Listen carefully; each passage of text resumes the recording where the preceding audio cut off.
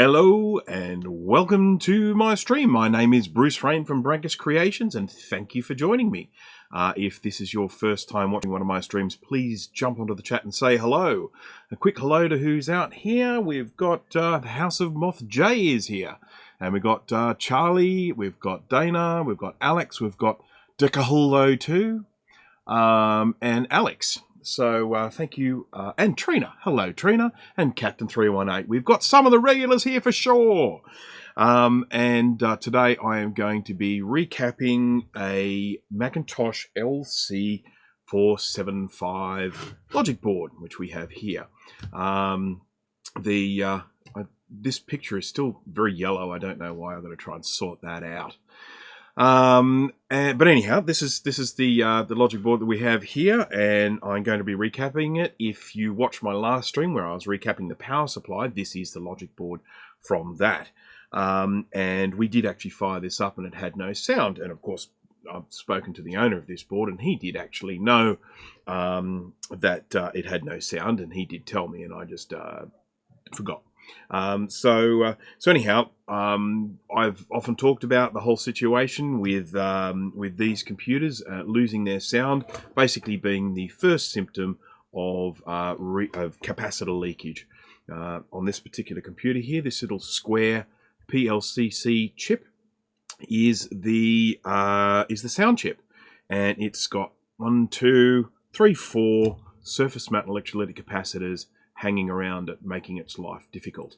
So generally, if you've got one of these Macs with any of the LCs or an SE30 and several others as well, generally the first symptom of their capacitor failure is the fact that the sound goes away. So if your computer has no sound, then it's going to need to be recapped. Sometimes people just clean the capacitor goo off and the sound comes back, and that's fantastic. That's great. That's a nice temporary solution to the problem. You're essentially taking away the symptom, but you're not taking away the cause. If you want to take away the cause, you will need to replace these capacitors as well as cleaning it. So anyhow, that's what we're going to do today. This one isn't a particularly difficult one. I don't expect this will take me a particularly long time because there are only, let me just grab a cheat sheet here. There are only 11 capacitors, so that's really not too bad. And for those who are, let me just go to that. Hey, oh no, let me go to that. I've put quick keys for my scene transitions now, like a full professional. So this is a cheat sheet that if you look in the description, you'll find a link to my website, Recap a Mac, and inside that you'll find in the resources menu a list of all of the computers that I have recapped at some time or another, and I take nice big clear photos of the logic boards, and I write down all of the capacitance and voltage values, and with most of them, I don't think I've done it yet for the 475, but I will do it after the stream. Most of them I also put links to where you can actually buy the replacement components. I replace the electrolytic capacitors with Tantalums, because they are a very reliable cap that doesn't leak. I can of course replace them with new electrolytics, but then in the future they might start leaking again. Hello, that guy Chad. Yes, well, there you go. That's the reason for it. Now, so the Performer 476 is virtually just a variation on the 475, is it not? I think. Draginks, thank you for hitting the like button. I do appreciate it. Of course, if anyone else is feeling generous and would like to hit the like button as well, don't let me stop you. Okay, so a little bit about the old LC 475. It has a 68LC 040 CPU running at 25 megahertz. Now, what does the LC in the middle stand for? Well, LC for all of the LC stood for low cost, but the reason why the CPU has the LC in it, it indicates that this does not have a built-in math coprocessor. So if it's just a 68040, it does have a built-in math coprocessor. And if you're wondering what a math coprocessor does, or an FPU, floating point unit, it is part of the chip, or sort of that is able to compute float numbers very quickly. And a float number is a number with, it's a larger number. It's a number with, decimal point in it. It's a big long number rather than just like an integer number, which is a smaller number. So people often ask me, oh, a floating point unit. If I add a floating point unit to this, will this be faster? Well, it will be if it's calculating, if it's, sort of working out calculations based on floating point numbers. So with some tasks, it will be faster. With other tasks, it won't be faster. But so anyhow, this one, you can actually take these CPUs out and pop in an 040 that doesn't have an LC on it, but they're a bit expensive and a bit hard to find these days. So, all right, let me just have a quick catch up on the chat. And let me have a look. Lacking counting. That motherboard is basic looking compared to the older 2 series. Yeah, this is definitely... Oh, Gritty, thank you very much. Thank you. And I'm very well, thank you. Those who may or may not be familiar with Rutke Mods, that's Greg Rutke. And if you jump onto his channel and subscribe, you will find lots and lots of awesome content on there about sort of Macs and iPods and you name it, anything Mac. So, okay, so that motherboard is basically looking compared to the older 2 series. Yeah, it definitely is. And one of the things about the older 2 series boards is they had a lot more surface mount electrolytic caps. Oh wow, I've gone out of sync here. I've gone out of sync with what I'm looking at here. I hope it's not out of sync with what you're looking at. Yeah, the LC1, LC2, and LC3, they're a bit of a recapping nightmare because they literally just have caps all over the joint. Okay, so tantalums don't leak; they just go boom. Yes, the tantalums do go boom when they're pushed beyond their limits. As long as you're using tantalums within their limits, they're pretty darn reliable. I mean, one thing I can tell you is these Macs, you can see there are actually already quite a few tants on here, and of all the ones that I've worked on, I have never. Actually, I shouldn't say that. I have had one computer that had a blown tant, and that was blown because of a leaky surface mount electrolytic capacitor creating a short, which then made the tantalum blow up. So anyhow, yeah, but the tantalums, as long as they're used within their spec, are a very reliable capacitor. But yes, you're right. If they do go, they go boom. Okay, so it just seems right. Yeah, I mean, look, if you do take out the LC040 and replace it with the full one, if you run a speed test on it using speedometer or something like that, you'll see different results. You'll see better results for the floating point calculations. So you can say, yay, it's faster at doing that. But at the end of the day, it's not like you're going to sit there and use a computer and find a noticeable difference in working with it. Okay, so you don't know why they used their electrolytic ones that leak at the same time. I can tell you the reason why they did is because of cost. So surface mount electrolytic capacitors are generally cheaper than tantalums because tantalum is quite an expensive mineral. Okay, Scarlet Swordfish, thank you for joining. All right, so now let me just jump along here. I just need to do something very quickly. Okay, so another thing about the LC475 is it has onboard RAM, 4 megabytes of onboard RAM there, and then one single slot 72-pin RAM SIM can be added. This one, it's my understanding that this is a 16 megabytes, which would take this one up to a total of 20 megabytes. Now, at the time these were released, the maximum you could upgrade them to was 36. That was putting a 32 in here, and then having the 4 on board gave you 36 megabytes of RAM, which is a big jump from the earlier LCs that had a limit of 10 megabytes. No matter what you did, doesn't matter what sort of RAM you get hold of, you can put in the biggest RAM you can possibly find. The computer will recognize the RAM, but it will only give you 10 megabytes of RAM total. It's hardwired into the ROMs. Bad luck if you want more. So this was actually a really refreshing change with the low-cost machine to have a little bit more of a larger RAM ceiling on it. Now, Apparently there are 128 megabyte SIMs you can get these days. They've got to be a particular type, and you can put those in and then take this up to 132 megabytes of RAM. So that's, you know, a pretty decent amount of RAM for a computer of this vintage. The other thing about this one here is we have here two VRAM SIMs. That I'm pretty sure these are both 256, which gives a total of 512 megabytes of VRAM, with very, very modest display capabilities. This one here, I think you can, maximum you can display it as like 800 and something by something. Hello, Mike. Thank you for that super chat. Much appreciated. Now, see, there's the EAP there. Those who have ever watched any of Steve Mac 84 streams know that when he gets a super chat, he goes, "Yep," replicating the sound of the EAP from the early Macintoshes. Now, I can't do that because that's, you know, that'll just be stealing his idea. So I'm still in the process of trying to figure out what, you know, silly noise I'm going to make in the future, like clink clank or something like that.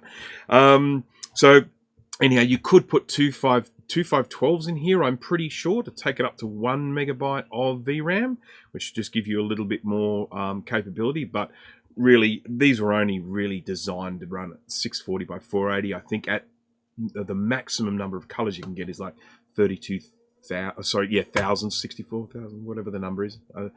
Thousands as opposed to millions of colors, but I could be wrong. Good, I'm glad to see it's not out of sync there. It was just happening with me. It's all back in now, so whatever happened, it's fixed itself.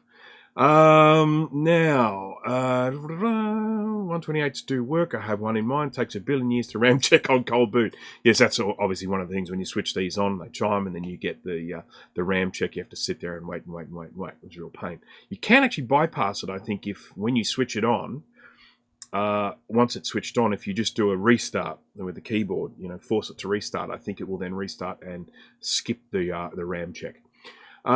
So 800 by 600 millions. That's what it does. Okay, excellent. Quack. I'm not even sure I can do that quack very well.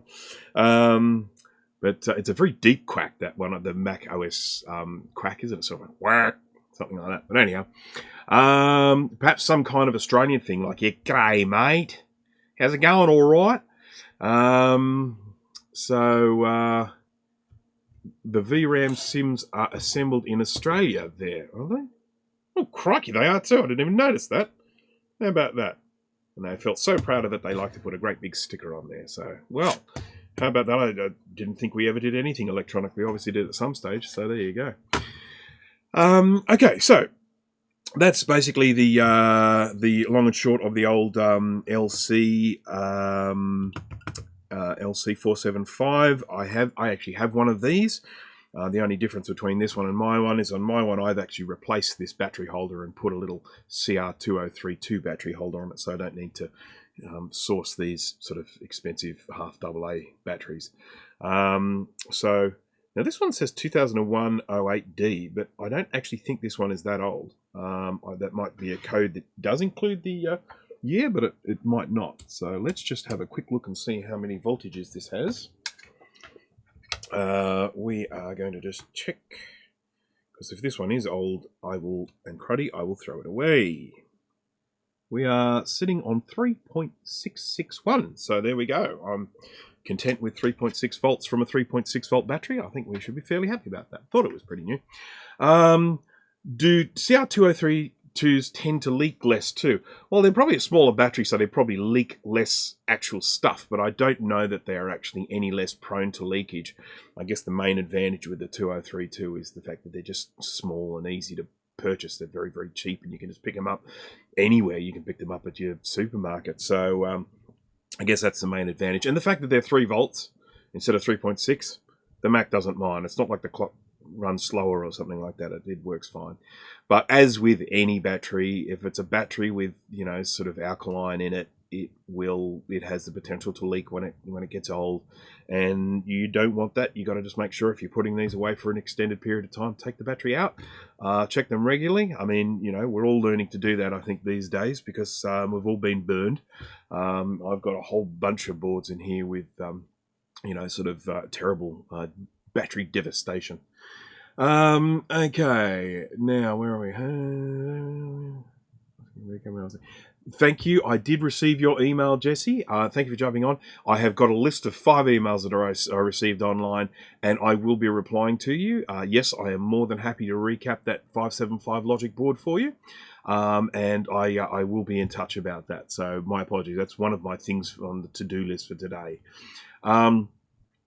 I will actually know there are more than 8 caps on this. Yes, it is simplistic. Now, of course, when we say 8 caps, it's 8 electrolytic ones, but it's 1, 2, 3, 4, 5, 6, 7, 8, 9, 10, and there is another one, so it's 11.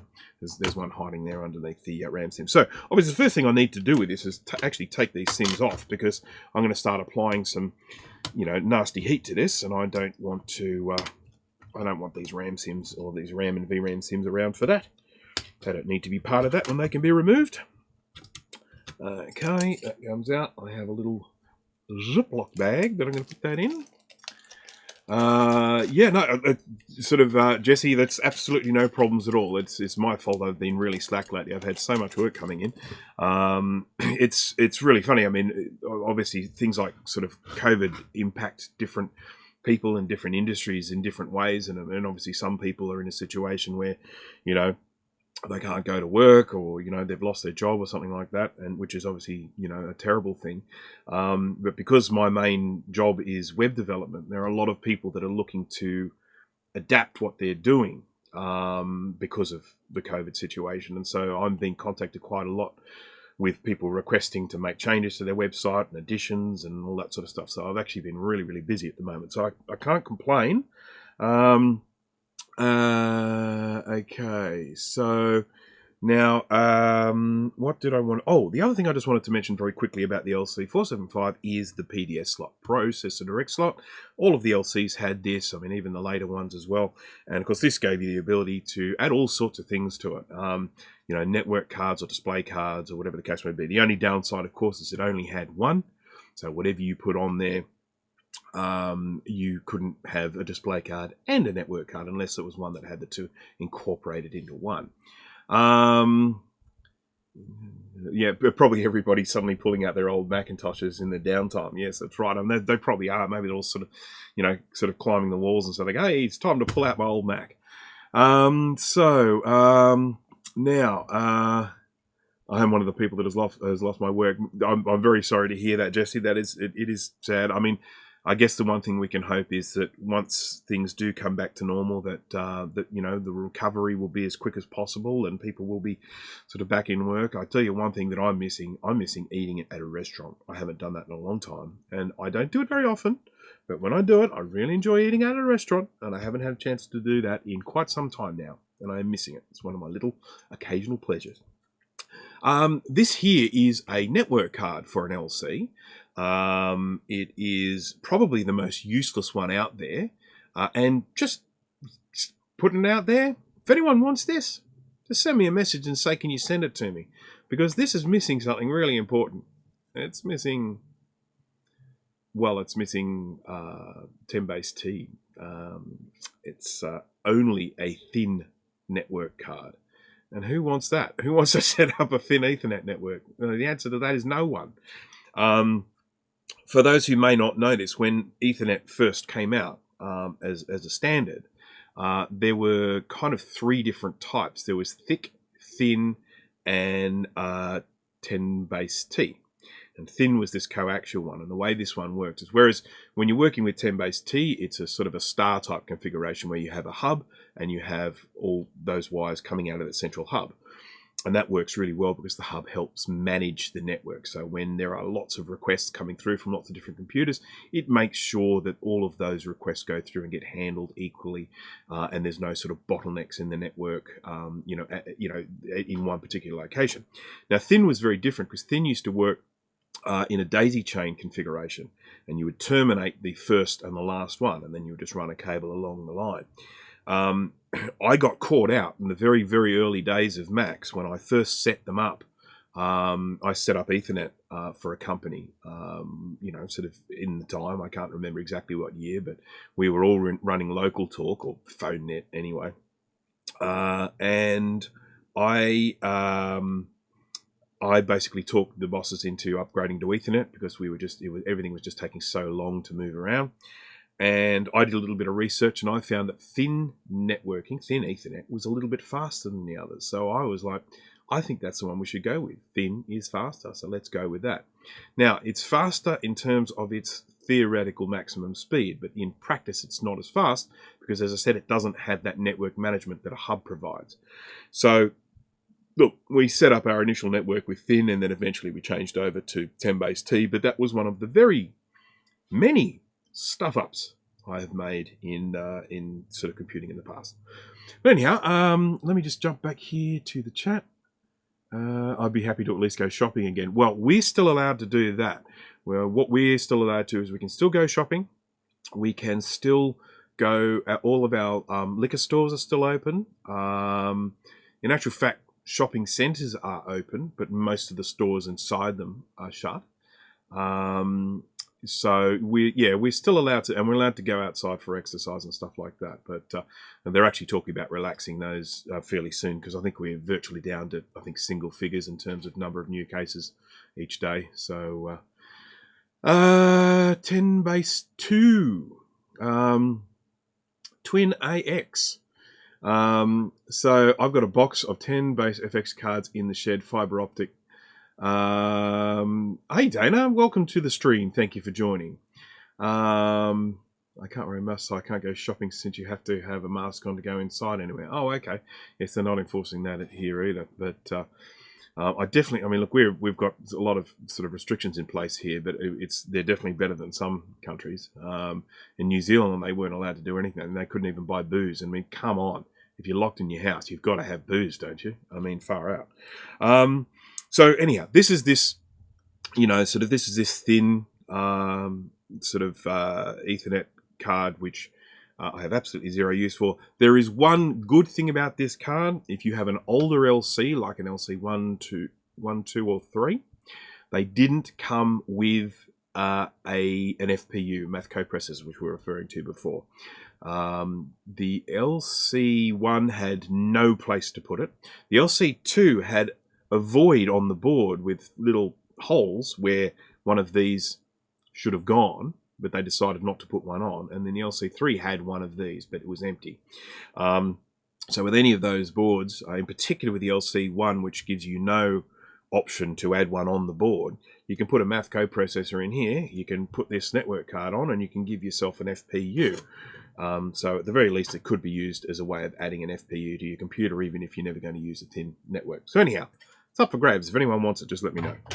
Can't imagine anyone will. Can't bloody give it away. But anyhow, okay. So that Ethernet card belongs in the bin. I'm surprised the 475 even had something like that. This didn't come with the 475. I only included this one. I only brought it out. It was sitting here just to show that is an LC. That is a PDS slot, and that's how they work to with sitting in the low profile, going on sideways like that. That's how those network cards work. And then there's a little hole in the back of the computer for that to poke out. So that's the only reason why I actually brought this one out. It's certainly not from this computer. I think someone gave it to me as a freebie with one of the LCs I bought. Okay. All right, how about we start recapping this thing, eh? So I'm going to jump across now to the microscope, and we will have a little quick inspectoroonie.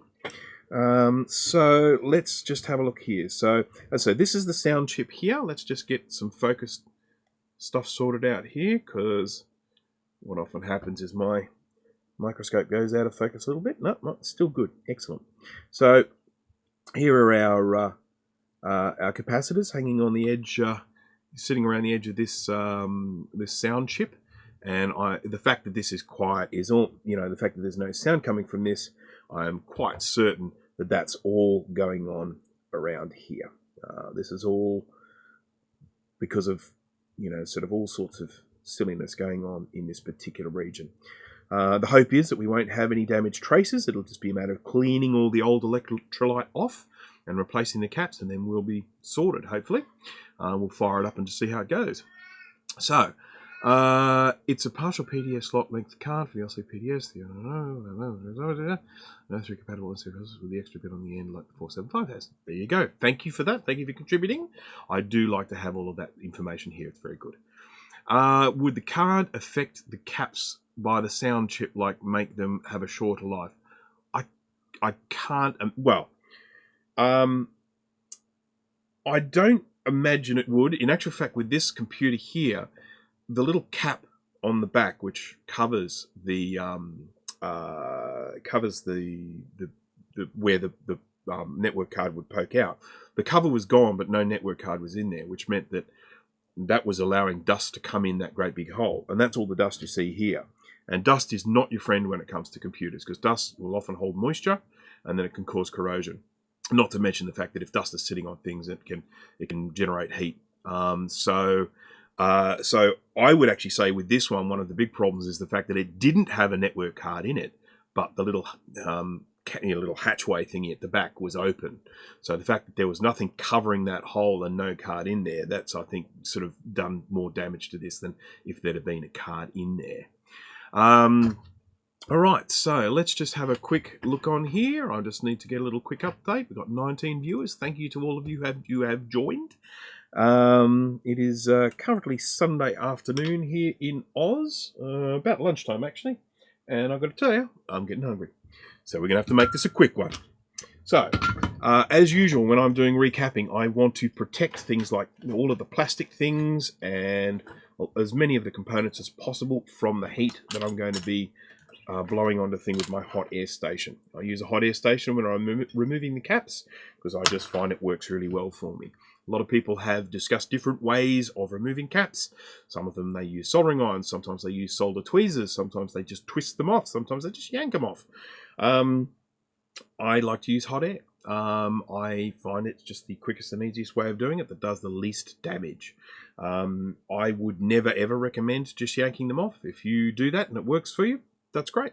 But having done quite a few of these boards, some of the ones that I do are from customers that have tried just pulling the cap off and ended up pulling a pad off as well, and then they send it to me to do a repair. So, you might get 90% of the caps off without any issue at all, but one day you might actually just accidentally yank off a pad, and then you've got a repair on your hands. So,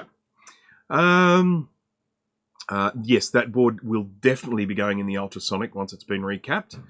Can we get a before and after pic? Yes, we won't be able to do that in this stream because unfortunately once it goes into the cleaner, it's only a few minutes in there. It comes out wet, so I then need to rinse it and dry it, and then I can show it. So I probably won't be able to get that done in this stream, but I can certainly post it onto my Brankus Facebook page. If anyone wants to jump onto Facebook and look for Brankus Creations, you'll see it there. Feel free to click on the little follow button or whatever's there.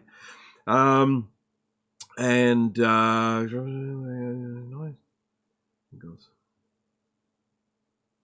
Okay, what have we got? The omegas. Gobs of cat fur is acidic. Okay, and rustings like crazy.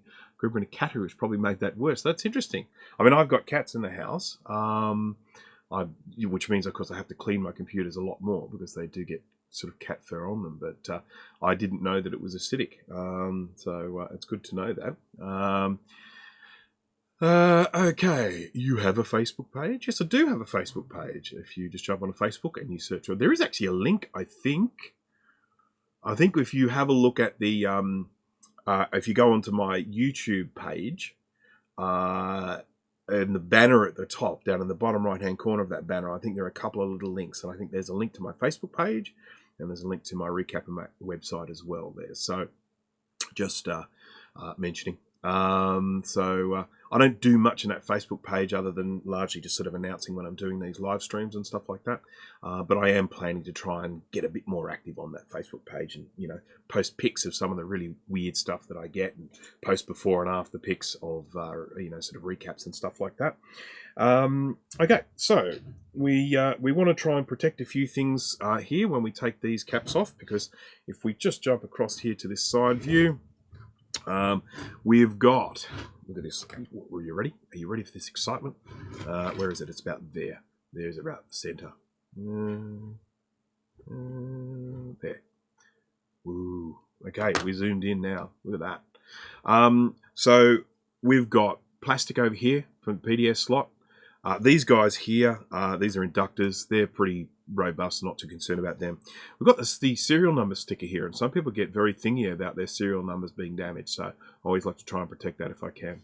And then we've got, there's plastic inside these microphone speaker plugs as well, so we've got to try and be careful with those. So I want to try and shield as much of this from the heat as I can.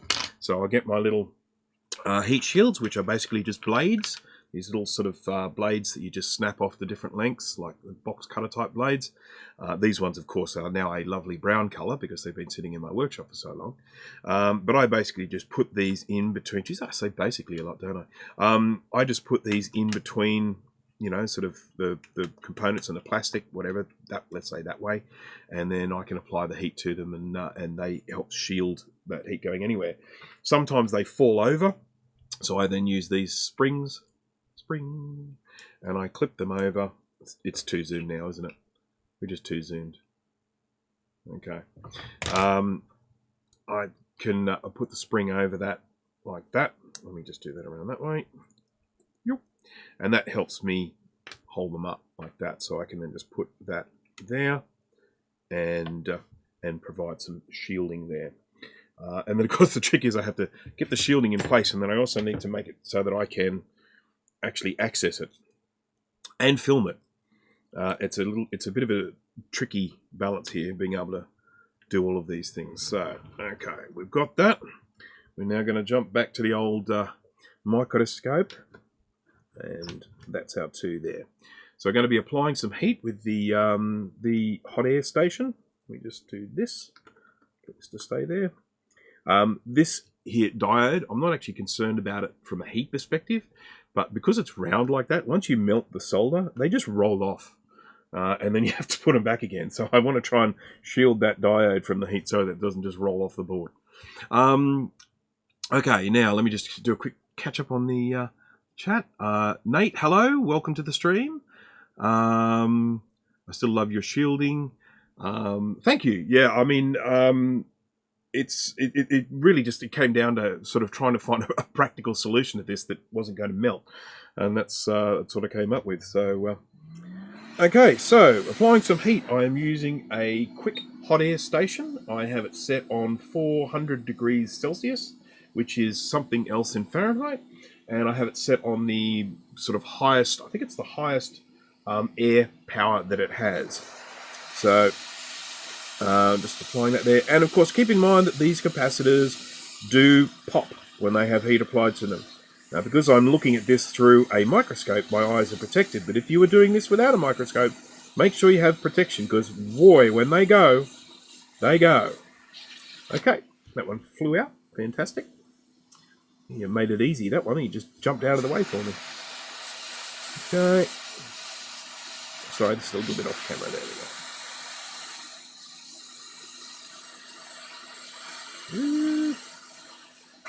She's about to blow, Captain. I can't give her any more. Okay. Right. Okay, now you can see all of that black scunge underneath there. That is liquid, that is electrolyte that has leaked out, and it has, of course, now been burned by me removing it. But you can see all of that there. And, of course, if you were here, you'd be able to smell it too. And it stinks. Okay.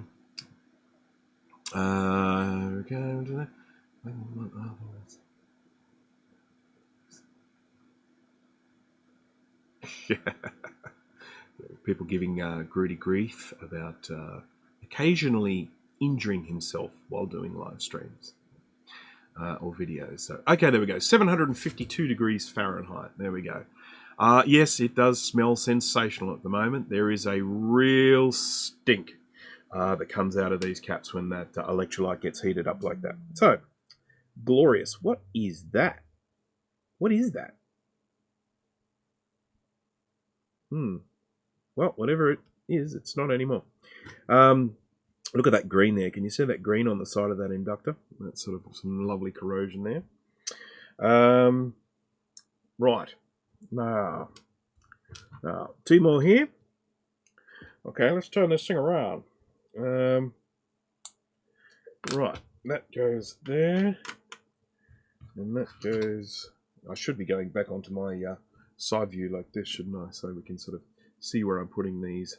If I turn the light off for a brief moment, and I'll put that in there. I'm going to create like a little channel through here, hopefully, and then apply the heat down the side to then remove those caps. So let's go back to this view. Whoa! Whoa! That was the camera just readjusting to the light. It takes a moment. It's not quite there, is it? How about there? How about there? Yeah, that's better. That's better. Right, so I'm going to just run the heat down this little channel here. Hopefully I can get enough heat for these to come off.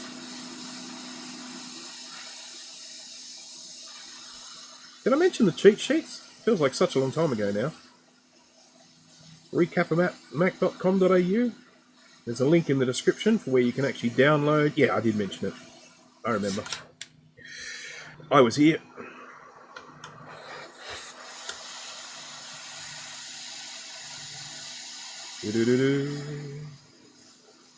Off she comes. You can see here on the stenciling on the board here, this screen printing, you've got this shape here, which indicates that's where a surface mount electrolytic capacitor goes.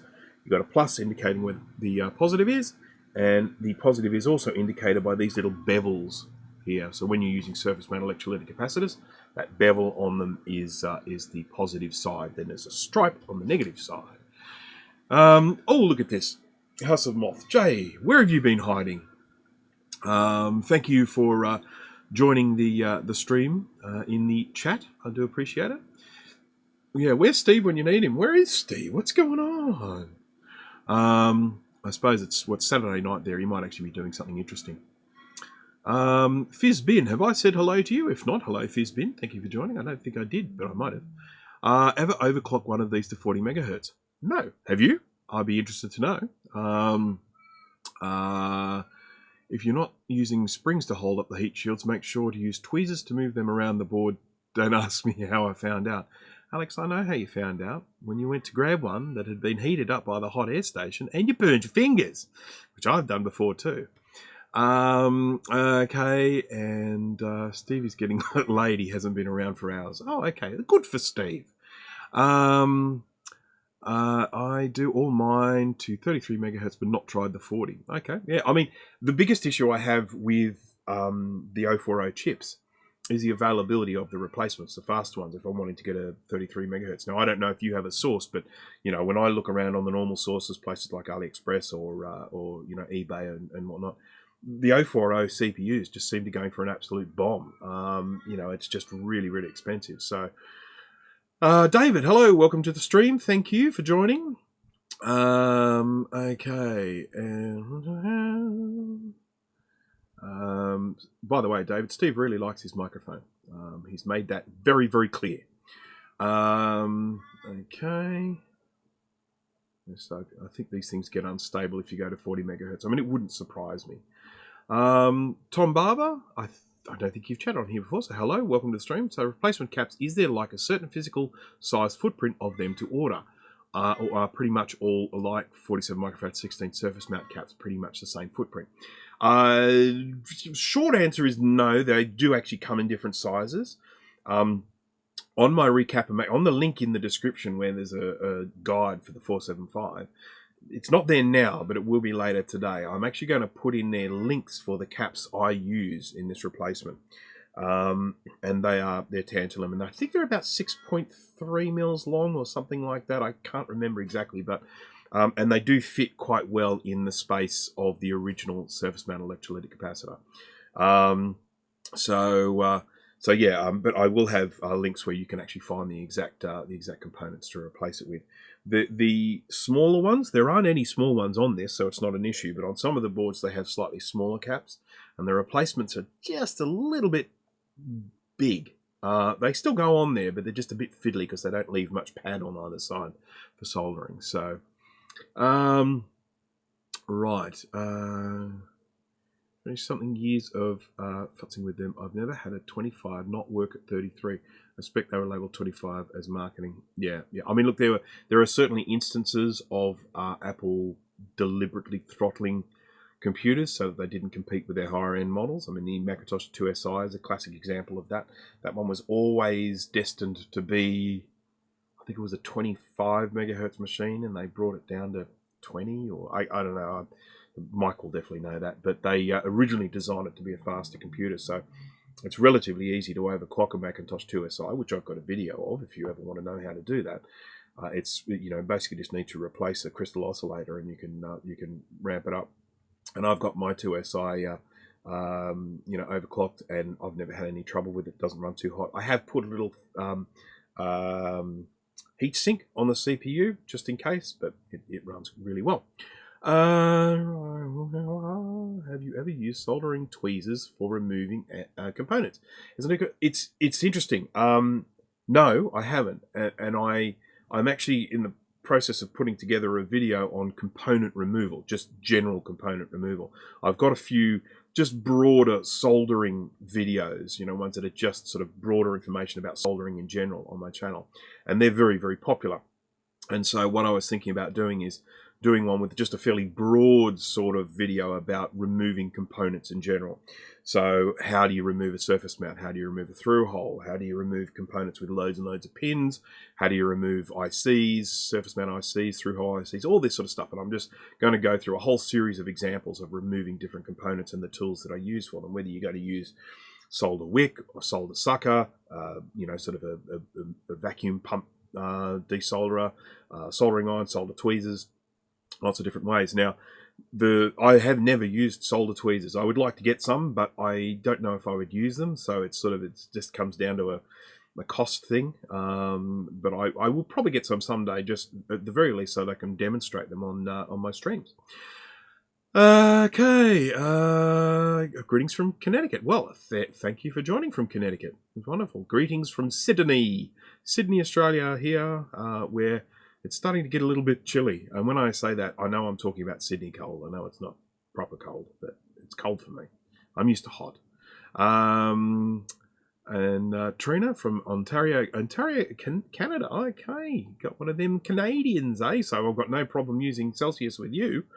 Okay, Swan scalpel blades, better than a similarly curved X-Acto blade. I would not say they're better than. If you can get a curved X-Acto blade, perfect. I like the Swan Mortons because they are insanely sharp, and I can generally buy them in quite large bulk quantities for quite cheap. Now, I've spoken to a few people that have had a lot of trouble finding them for cheap. If you can't find them for cheap, then don't buy them for cheap. You know, don't buy them for expensive. You know, if you can get a curved X-Acto, go with a curved X-Acto. But I guess what I'm saying is go with a curved blade. I haven't seen a curved X-Acto blade. I'm sure they exist, but I have never seen one. So, I mean, look, the advantage of the scalpel blade is when you first take them out of the packet, if you accidentally stab yourself, at least you know it's sterilized. Yes, and keeping in mind, of course, they're specifically designed for cutting skin, and they do it really well, because I have occasionally stabbed myself, cut myself, you know, done myself a mischief. So, okay. I've come to a grinding halt here. I better continue with this, otherwise we'll never get done. Got a couple more here, and I'm just going to show you the problems we face here. We've got two little caps living in this valley of plastic. We've got the sort of Molex connector for the hard drive power supply. We've got the SCSI connector. We've got the battery holder, and we've got the PDS slot. So, and we've got the little, what is that? Is that the speaker? No, that's not the speaker. We've got a little jumper there for something, but I don't know what it's for. And that's, of course, got plastic on the bottom as well. So, a couple of capacitors living here in a sea of plastic. So, we're going to need some heat shields for sure. It's a real pain, actually, when this happens. The worst one I've ever come across in terms of plastic positioning is the old Macintosh Portable. I'm just trying to figure out the best way to position these. Is the Macintosh Portable. It has got some surface mount electrolytic capacitors so close to plastic that if you're planning to use a soldering iron, you virtually cannot get those caps back on, new caps on, without melting plastic. I sort of have found a way of doing it of getting them on without melting anything, but it is a nightmare, the old Macintosh Portable, for that. Alright, so let's jump back to our microscope and see if we've got enough shielding here. We're just gonna have to hope for the best with this one. I'm gonna have to actually do this with this view here, because I want to put my hot air station blowing straight down, and of course that's where I'm looking. So this will be the one that pops. You watch, I betcha. Right, so I'm just gonna see if I can. I'm gonna also be keeping a pretty close eye. Look, I'm right in the way of the camera. That's useful. I'm going to be keeping a pretty close eye on this plastic around here, and just keeping an eye on anything that might look like it's starting to melt. It's interesting, I don't do many 475s. I don't know why. I've done my own, and I think maybe one other. Well,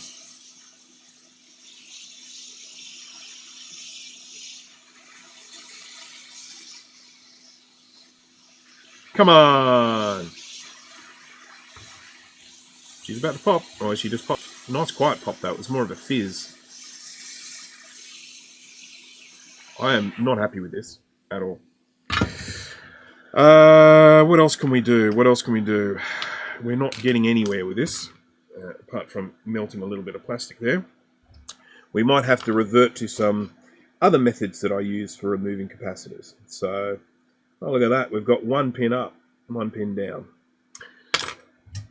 So if the fact that we have one pin up means that I can spill that. Okay, I can put this down the middle here, and hopefully get that. This sucks. Oh my god, this is a disaster. Come on. Come on. There we go. Alright, so we got one off. Now, I'm going to potentially use that as an avenue for getting the other ones off. So I'm just going to jump across here to the microscope view, which is that one. Let's have a look here.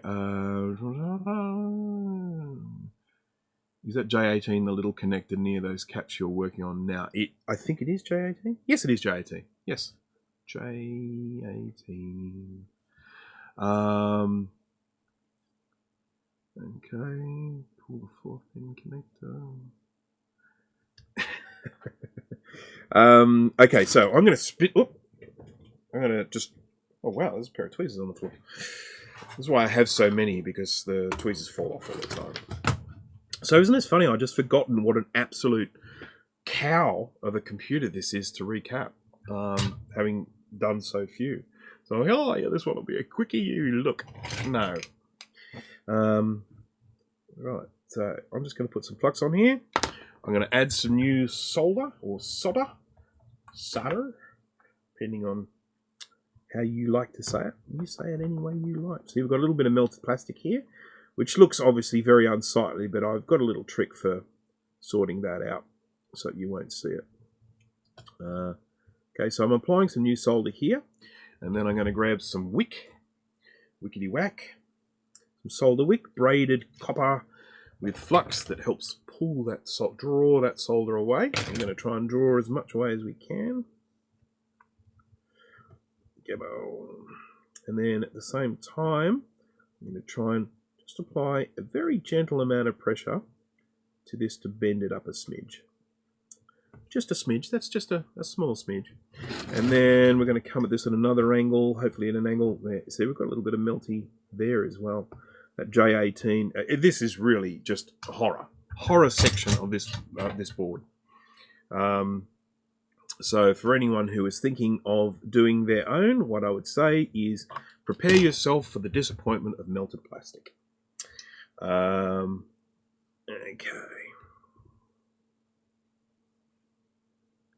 More solder. I have often mentioned the reason that I put on new solder when I'm actually planning to take it away is the new solder is often, sort of adding new solder to old solder will often make it a lot easier to remove. In particular, if that old solder is unleaded, is lead-free solder. The leaded stuff is often a lot easier to remove. So just pulling away the old solder, and then at the same time trying to apply a little bit of upwards pressure to lift that cap a little bit.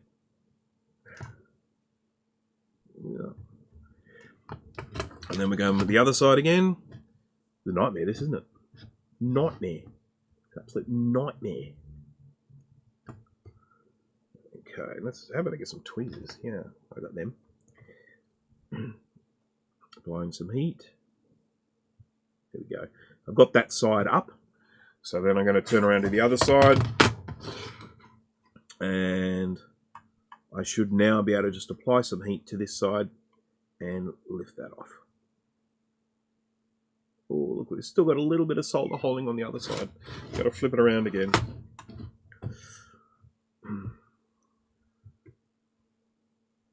Come on.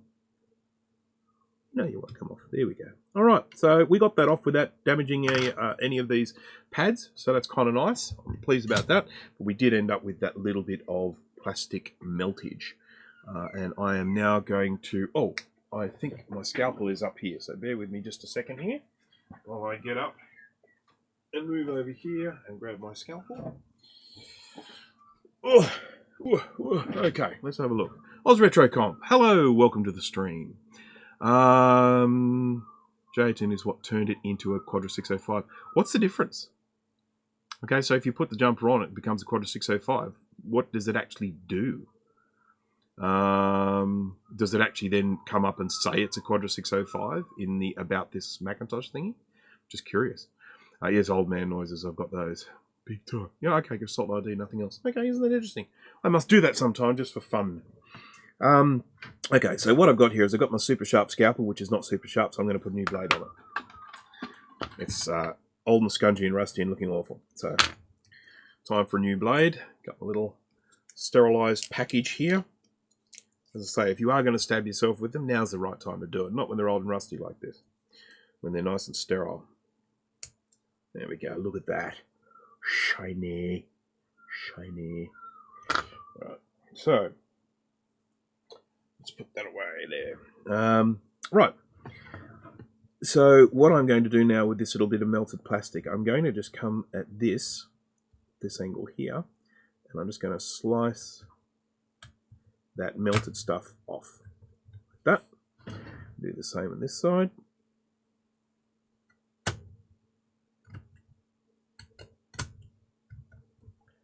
just get a little bit around here as well, just to adjust my focus some. There we go. And do that. And do that. Yep.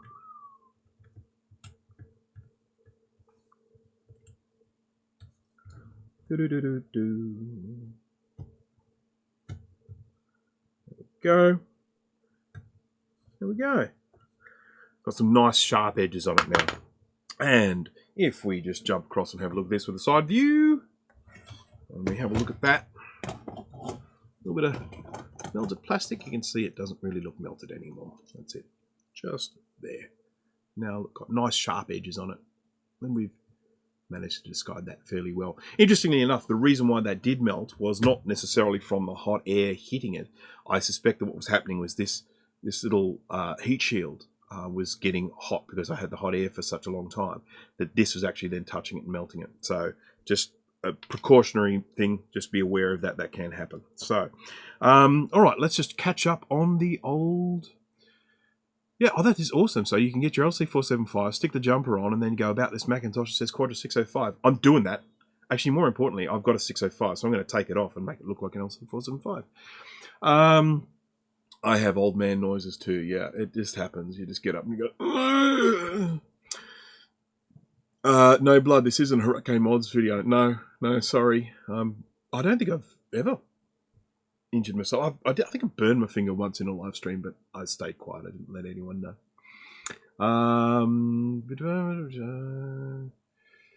Greg only bleeds over half the time.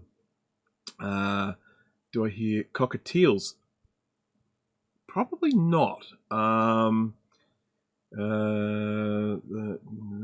was that? I started reading it and then it just moved. Where are we? They're definitely not ravens today, at least not yet. Yeah, I mean, I definitely heard a raven just there, but I'll keep an ear out. I'll keep an ear out and see if I can tell you what they are out there. I'm being really bummed when I system 7.5, also when you overclock these boards, it also changes their slot IDs, and from memory only 33.65. Blah, blah, blah. Okay. I thought a kookaburra. No, there's no kookaburra there. You'd know if it was a kookaburra, I tell you. They are one loud bird. Okay, so we do get them here from time to time in this part of suburbia, but not that often. Okay, so this one's not too bad. This little capacitor is floating all by himself here. Okay, we've got the RAM slot next to it, but we can get a good heat shield in between there. So this one's not going to be any trouble at all to remove. I should never say that, should you? Because, you know, that's when things go horribly wrong, when you say arrogant things like that. Alright, so let's just get that in camera view. Grab some devices. Oh, where'd they go? Where'd they go? I'll grab the ones off the ground, eh? Right. So, applying some heat. Melting everything. Melting, melting, melting.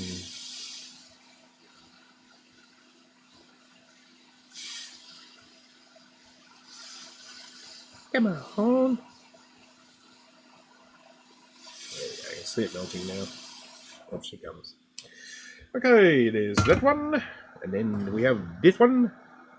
This one is also right next to the RAM slot. And also we have a little bit of room around it. I'm going to just try and do this without any more heat shields.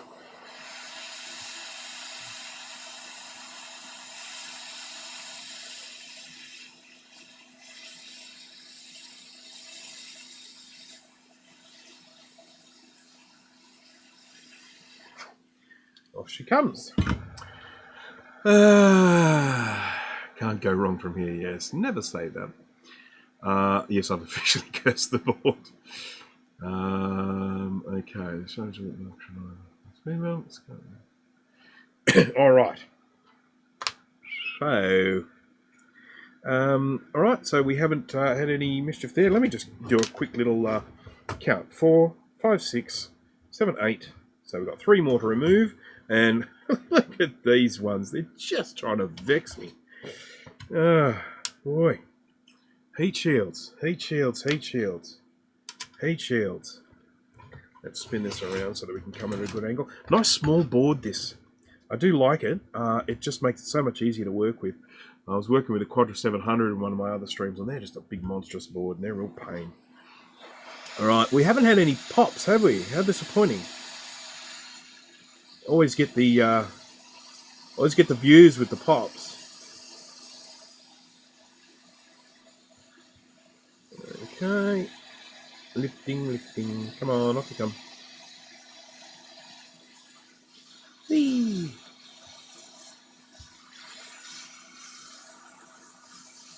Alright. Off she comes. Let's have a look here. Okay, I can see there's just a general chat going on. I'm just going to jump on and have a quick look here. We are currently sitting on 26 viewers. Thank you to everyone who is watching. If you haven't, if you joined the stream and haven't jumped into the chat, say hi. Please do that. Always like to get a hello from people joining the chat. And of course, if you are relatively new to the chat, I am recapping an LC475, which you probably figured from the description. Yeah, I have taken a really long time to do a very small amount of work, but hopefully we can speed that up from here on. Now we've got another one of these stupid capacitors living right in the middle of plastic. I mean, look at this. Look, plastic, plastic, plastic, plastic. So frustrating. So what do I do with this one? Do I take a chance with the heat shields, or do I try and take it off with the soldering iron like I did that other one? Look, I may as well do it with a soldering iron, mainly because it just gives me an opportunity to demonstrate sort of more than one process. So let's go to the microscope again. So I'm going to come at this from that angle, because then I can bring the soldering iron in here without, you know, having to bring it over top of these plasticky bits. So we add some flux. This is Amtech gel flux. No clean gel flux. you're wondering what the no clean means, it means that it's not corrosive. So if you do happen to leave it on the board, it's not going to do damage. However, I would never leave it on the board because it's gross. And, you know, you don't want to be giving a board back to a customer that's all slimy. So we're adding some new solder here just to help loosen everything up. And then we need 3 weeks to be delivered. Doesn't that stuff come from America? This stuff I buy from America.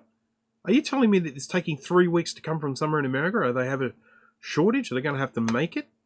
Get out their mortar and pestle and put together a little mix of flux? That's crazy. That's insanity. I get it faster when I order it. I get it faster here in Australia when I order it from the States. Crazy. Okay, wicket. Yeah, we're wicking it. Here's a link in the description. What size sonic wash do you use? Yeah, so I use a 10 litre ultrasonic. It's only a cheapie. It didn't cost me a lot of money, a couple of $100 out here in Australia, and of course everything's more expensive here. And it works well. One thing I have found recently is the ultrasonic liquid, the detergent you use, makes a big old difference. When I very first got my ultrasonic cleaner, I bought some cleaning fluid from a company here in Australia, a company called Clean Tech that make the chemicals, and they also make ultrasonic cleaners, really, really expensive ones. And I bought that just straight off the bat. It was the first thing I bought. Started using it. Always been happy with it. But I needed to get some more, and I'd heard good things about a different chemical that was a little bit easier for me to get because it was free next day delivery. So I ordered that, and I cleaned some stuff in it, and the results were awful. So I have stopped using it, and I do not intend using it again, other than I may do a video on the subject and just show the a comparison between the results between the two. So yeah, so the fluid you use makes a big difference with the cleaning. So, all right. Oh my goodness, look at all this chat. I've got to go back. Okay. Okay. Nudes are parts of snot nudes. I'm all okay. In one of my recapping videos, I do actually shoot a little bit with the ultrasonic cleaner. The ultrasonic cleaner is just there. It's just sort of off camera. But in my recapping tutorial, which is just a pre-recorded tutorial of recapping in general, at the end of that video, I do actually show the ultrasonic cleaner and sort of plonking the board into it. Okay. What is the flopping now? Oh yes, that's definitely the ravens that you're hearing now. They hang around because they're sort of carnivorous birds, so they eat insects and other baby birds and and eggs and stuff like that. So they tend to hang around here because I have chickens, and because I have chickens, I also have pigeons that try and get the food from the chickens. I don't want the pigeons, but it's very hard to not have the pigeons. And because there's all those birds hanging around and they nest in the general area, the ravens hang around to snack on their babies. So pliers, huge postal delays nowadays. Yeah, the postage has been so far pretty good here in Oz. There are a couple of delays, but they haven't been really that bad. They have to milk the flux cows. I love that. Okay, due to COVID, blah blah, and essentials are being shipped. I can have a vibrator here in 3 days, but flux takes 3 weeks. That just makes no sense. The vibrator definitely won't take the place of flux either. I mean, you could try, but I can't see how a vibrator is going to help. Something month, and it was there in 4 days. Yeah, okay. Can you buy flux from Rossmann? Oh, Steve, welcome. Sorry, I took a little while to welcome you there. I've got a bit behind on the chat, so I'm just working my way through it. I prefer to buy straight from the source. Rossmann marks things up. Yeah, he does, and he's entitled to do so. I guess there's an advantage from being able to get them all those bits and pieces from him. But yes, I don't buy. I've only ever bought one thing from Rossmann before, and that was a stencil for a Macintosh SMC chip, so that I could reball an SMC chip. Okay, so I have chooks, yes. So for anyone who's not familiar with the lingo here in Australia, the abbreviation for a chicken is a chook. So in particular, if like we're going to get a a barbecued chicken from the supermarket, saying, "I'll have a barbecued chook, please." Step away. That 7-hour on. I had to step away after that 7-hour online Newton conference. So I'll be very interested to hear about that conference from you, Steve. Apparently there was a super special guest, wasn't there? You going to say who that super special guest was? Did you ask him if he can come on Mac-Yak? Okay, so let's wick away as much of this solder as possible. And at the same time, we're going to be just trying to gently, ever so gently, lift this cap a little bit from one side. He's being pretty stubborn at the moment. Let's come at it from the other side. Once again, wickaroony. Goodbye solder. Do-do-do-do. Yeah, look at that. We're wiggling and we're jiggling. Okay. So I'm just trying to work it from one side and then from the next until eventually it will come away. I'm just basically trying to lift it up without lifting too far because I don't want to bend. There we go. Look, off she comes. That one, by the numbers, absolutely perfect. That was a really good wick-based removal. So that's all fantastic. Steve Jobs was there. Yeah, he's awesome. Whoops. Okay. Right. Okay. Right. All right. I think I'm all caught up. Right. Now. Okay, so the next thing we need to do, we've removed all of the surface mount electrolytic caps. The next thing we need to do is clean these pads so that they're all ready for new things. As I've said in my soldering videos before, if you want things to solder well, the 3 things you need are clean surfaces, you need good quality flux, and you need plenty of heat in your soldering iron. If you don't have those 3 things, you're not going to solder things very well. And I often do see boards that are sent to me where people have done their own recapping or their own soldering, and they might send it to me because it's still not working. And one of the things I do typically see is when people are having trouble soldering them, they just put more and more and more solder, and you just end up with these great big mounds of solder that's just not adhering very well. And you know it's one of those 3 things. It's either dirty surfaces, lack of flux, or lack of heat. 25 viewers and only 13 likes. Oh my goodness. Okay, so yes, I do appreciate the likes, or if you think this is a load of garbage, do the thumbs down. That's fine. I don't mind. I like the interaction. Okay, so I was one of 60 there. I wanted to not be a slobbering idiot. He just wanted to watch as a participant. He didn't want to be a slobbering idiot. Why stop now? Oh, what a burn. Sorry, only joking. Said with love, Steve. Said with love. So yes, I suspect I probably would have been a slobbering idiot if I'd have seen him there. So okay, Walls was in it. Okay, yep, an online one. No worries, everything recorded will be shared, I'm sure. Walls was the brains of the operation. Okay, all right. Yes, everyone knows it was the old. He was the clever one, and the other Steve was the marketing man. The visionary, you might say. Adding some solder, or solder. And so we add some new solder, and then we get some wick, and we whip the new solder away, and just leave nice, shiny, clean pads, ready for new components to go on. Ooh, look at that. Okay. What have we got there? Oh, just a little bit of solder. Okay, so that's all looking nice and clean and ready to go. I'll just grab myself a Q-tip and give it a little bit of a clean, get some of that excess flux off. Now this one here hasn't really leaked much at all, so that one was a nice easy clean. What do we got here? Okay, we've got these 2 here. I'm just going to once again get this in an angle where I can sort of perhaps access these without melting plastic. Maybe that way, maybe that way. Easier said than done. Crikey. Crikey! Right. Okay, so we're going to add some flux. I'll get the hair off my flux tube here. That's what you would call an ideas man. He's an ideas man.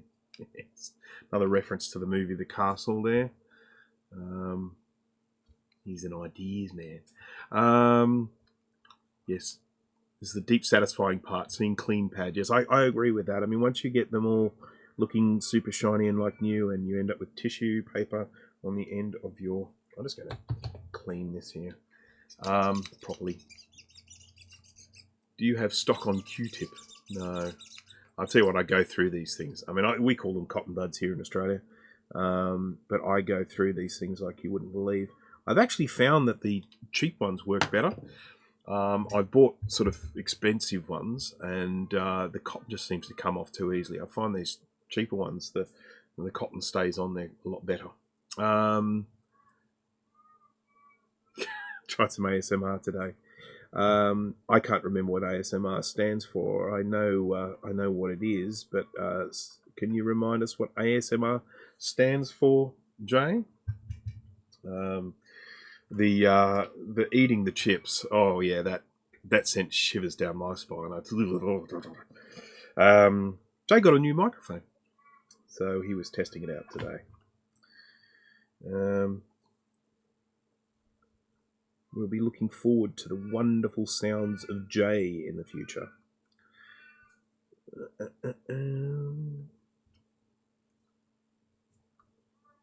Okay, I know this is not all in camera, and I apologise for that. It's just this is the angle I sort of have to have it at. Audio something makes ruckus. No, it's not it. Amazing soothing Macintosh recordings. Dear. Okay. What flux do you use? First of all, I'll say, Caden, welcome to the stream. I don't think I've said hello to you so far. So, hello, Caden, and welcome to the stream. I actually use Amtech. Which one is this one? Yes. Amtech. Let's get this in the camera. And look how grubby this thing is. Let's get a cleaner one. I use Amtech NC599 V2TF. For anyone who is a Rossmann watcher, they know that's the one that he uses as well. And it's actually, I got the recommendation from Rossmann. From watching his, I bought this. I've tried quite a few other fluxes, and you know, they'll do the job, but I do definitely prefer this one. So, just saying. And there is a link, of course, in the description where you can buy it on Amazon. Cotton buds work great for Aldi cotton buds. Okay, interesting. I'm actually going to Aldi later today, so I can grab some from there.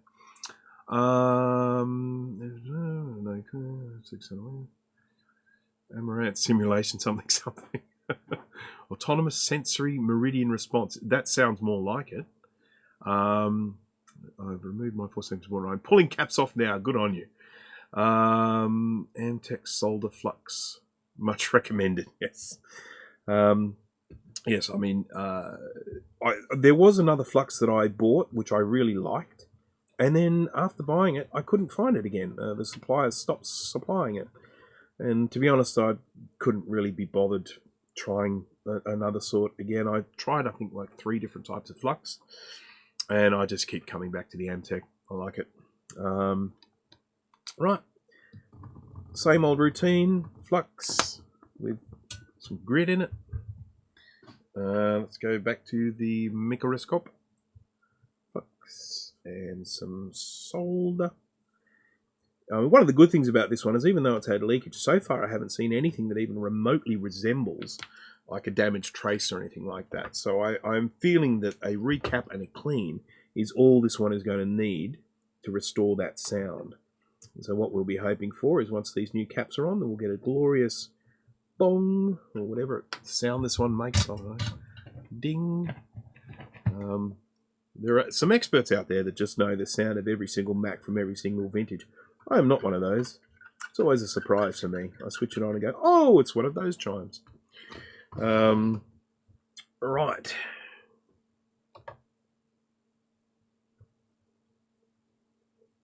Yep.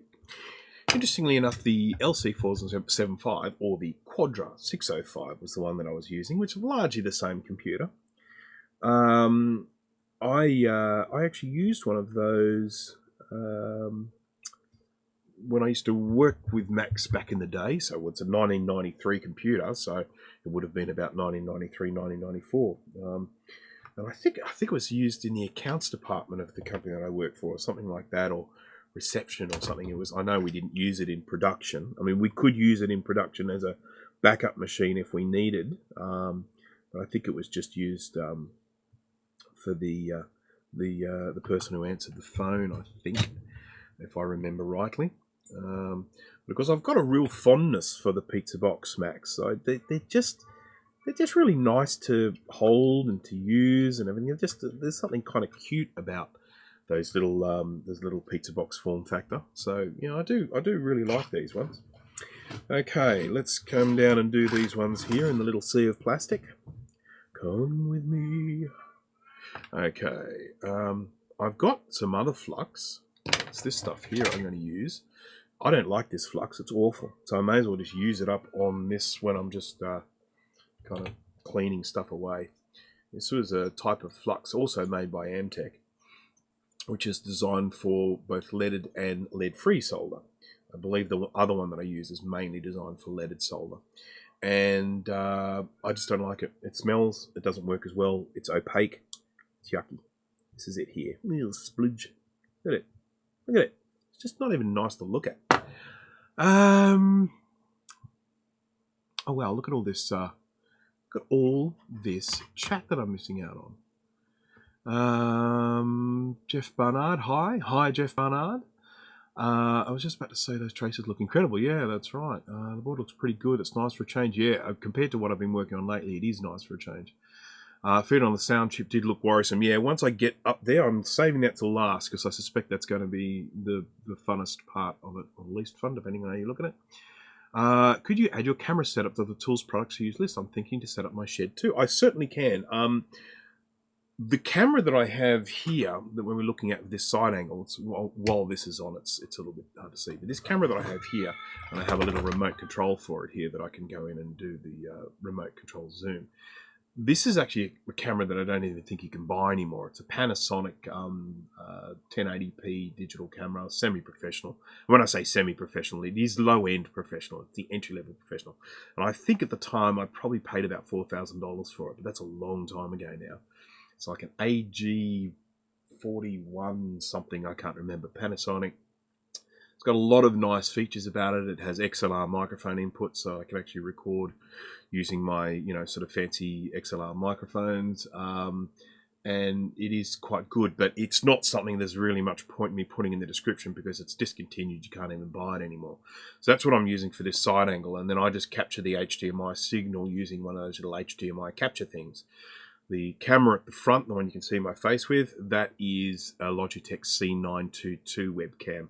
But good luck trying to find them at the moment. Well, you can find them, but they're like more than twice what you should be paying for them because of the webcam shortage at the moment. So, and then of course the camera on the microscope, that is HC210. It is made by the same people, well, it's sold by the same people that make the microscopes, which is, what are they called? Remind me? Amscope. I wanted to say Amtech, but this is Amtech. This is Amscope. Yeah, I can't remember if I put the camera in the description. I probably should have. But anyhow, that's enough of that. Let's turn this back on. Okay, so oh, okay, hang on. Oh, this chat's getting away from me here. Okay. I have a company while I try and get my SE30 sound. I have a company while I try and get my SE30 sound working. Oh, I've been through a few of those. The main thing with the SE30 sound is that it is 2 sound chips, not just one. And it is, of course, because of those 2 surface mount electrolytic caps that live right next to the 2 sound chips. If you're ever wanting to do testing, I should actually put this up on my website. I've got I made a little diagrammy thingy that shows where every pin on the SE30 sound chips go. So if you've got your multimeter and you want to test where, if there's a break or if there's something not right there, I will probably add this to my SE30 recapping page at some stage. I might even try and do it today. But here we go. This is it here. So this is, let's just try this with a front view. It might be easier. So this is a little guide that I made showing the 2 sound chips, which are here, 2 sound chips there, and then where every one of those pins goes to on the board. So if you look trying to test for breaks or anything like that, you can go in and use this as a guide to see where they all go. So I will add that onto my SE30 page of my recapping website, if in case you need it, because as I say, when it comes to this lost sound on the SE30, it's a very common problem, and it is basically related to those. Sorry, I said 2. It's actually 4 caps living next to the sound chips. All right, so there I go, off track again. It's cheap and it works well, but it's a bit of a mess to clean up. Yeah, and that's the other thing with flux. The 2 things that kind of are a problem with flux are when they burn away too quickly, so that they don't do their job. You know, you hit them with heat and the flux just burns away, and then it's not fluxing anymore. Or when they burn away, they leave this black, horrible burnt residue behind. I've had one that did that. It was just disgusting. Could you add your... I've already done that. Goodness me, I'm so far behind. Sorry. Picks makes very easy to disassemble, which is nothing to sneer at. No screws. Yep, that is good. I mean, unfortunately, very brittle plastic now, which is a shame, but that's that. Just look at it. The webcam shortage at the moment. The sentence we never expected to hear just months ago. Okay, so, all right. I'll get back to this. Sorry, I digress. I just do like to respond to these chats. I think it's sort of part of, you know, making the stream a little bit more enjoyable, but it does slow me down somewhat. Okay, we were looking at this wonderful white gooey flux that I don't like, and you can see why I don't like it. I can't see through it. I don't like that. And then when you burn it, it sort of smells a bit like cotton candy, or fairy floss, as we say here in Australia. All right. There's a little bit of solder going on there. And there's a little bit of solder going on. Oh, God, that stinks. Okay.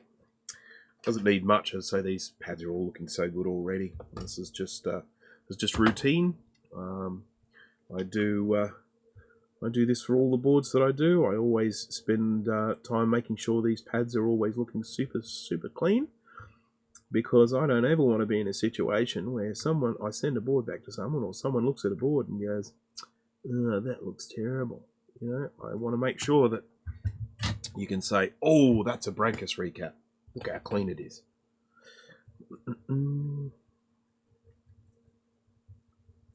Okay, just cleaning those ones up. We're nearly there. As I say, I want to just, I'm just going to spend a little bit of time on the ones on the other side of the sound chip, so we'll just get these done. These are, oh, look at this, cat fur. How did I bring a cat fur down here with me? Probably on my clothes. Oh, I got the good flux again. I was going to use the cheap flux. Okie dokie.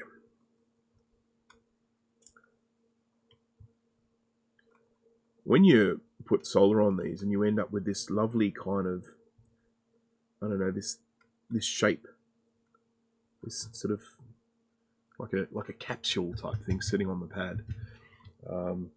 You know you've got a really good pad there, nice clean pad.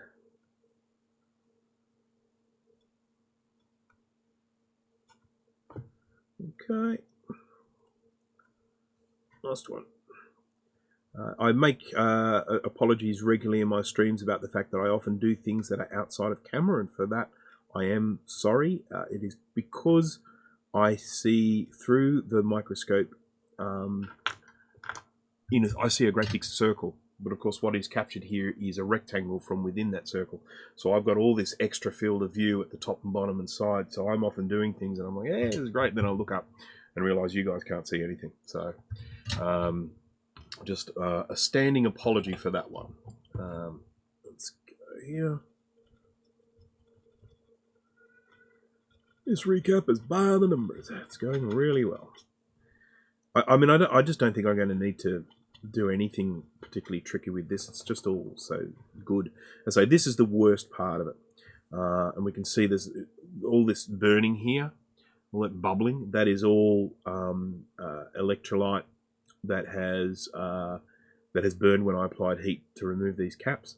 You can see all the leakage around here, and I can promise you this is the reason why we don't have any sound on this computer. Right, how are pads held down from the factory? It's an adhesive. It's some sort of glue. When they're sandwiching these things together, there's it's kind of like a glue. So it's like a sort of fiberglass type stuff, which is the actual PCB, and then the copper goes down with some sort of kind of gluey stuff, and it does get quite soft when you apply a lot of heat to it. And this is why you've got to be careful when using a soldering iron, because it can be quite easy to remove a pad. There we go. Use the good flux again. Silly me. Let's get some solder on this. Yeah. So you see the blackening on this. You can't really. Let me just scoop that up a bit there.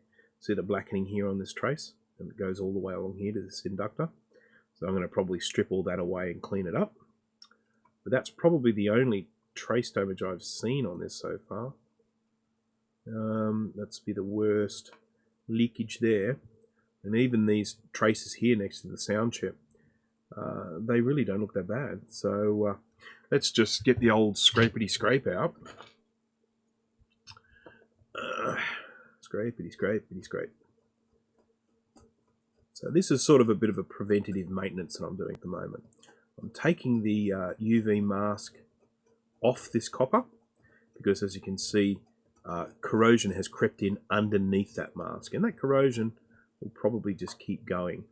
So I want to scrape off all that blackening just to reveal nice shiny copper, and then I will coat that with solder. I'll tin it, which will help protect it, and then of course when I finish the recapping I will also paint on some UV solder mask for some added protection.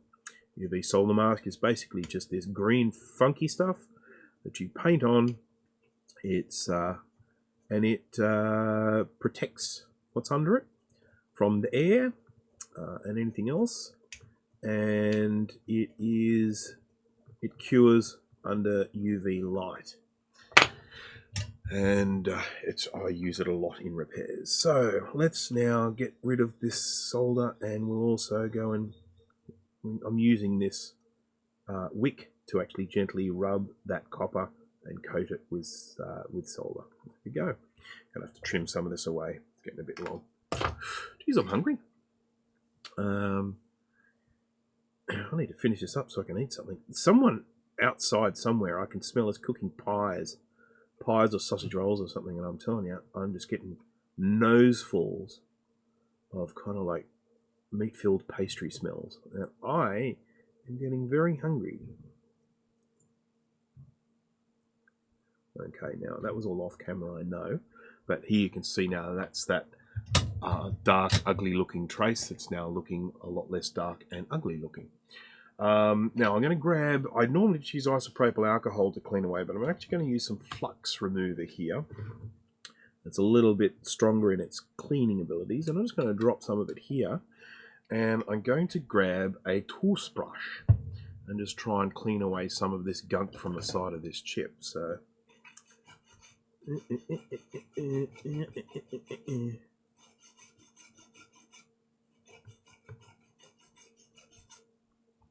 and you can see, I mean, how much better does that look? We're now looking at nice shiny metal rather than black burned sponge.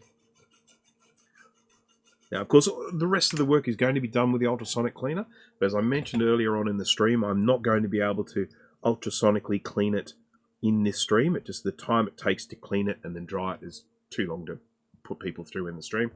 And I do want to test this, so I just want to try and get as much of this gunk away so that I can test it and hopefully get some sound.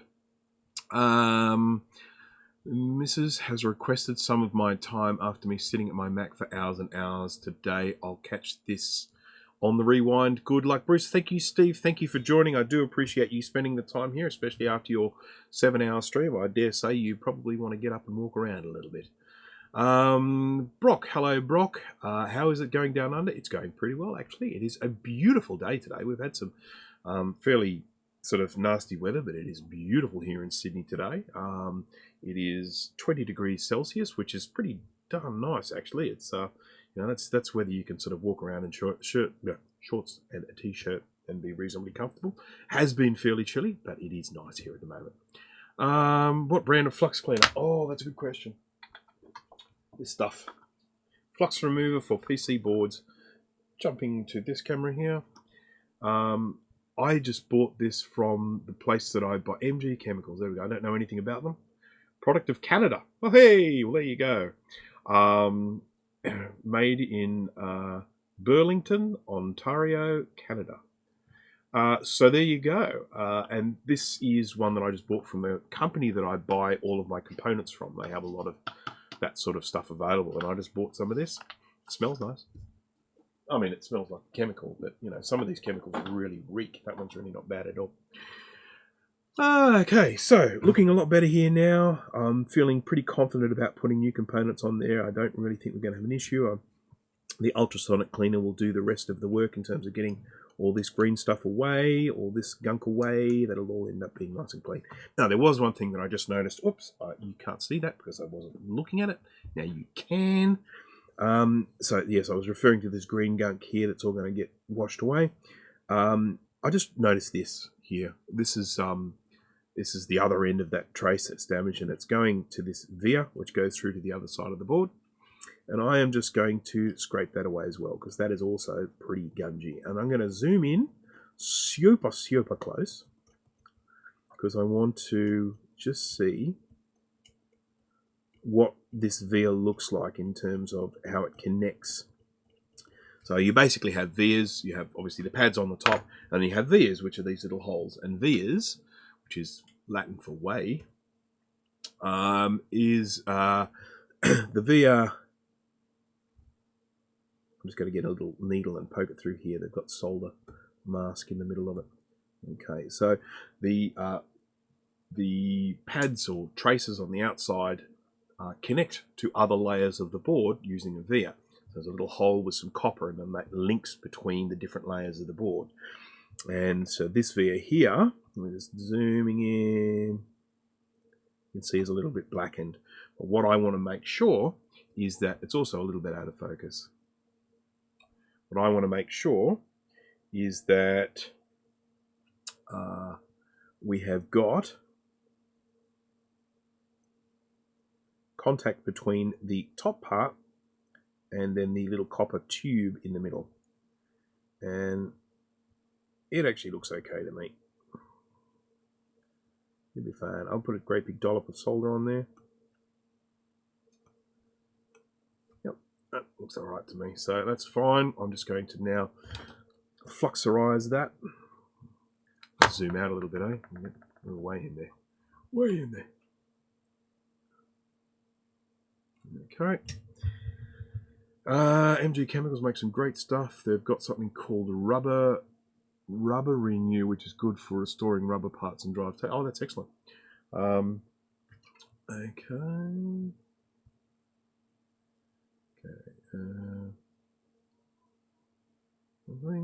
Okay, here we go. And then we'll just go and we'll just put on there. And then I once again grab my wick. My wife. Oh, I just can hear my wife sneezing. Bless you.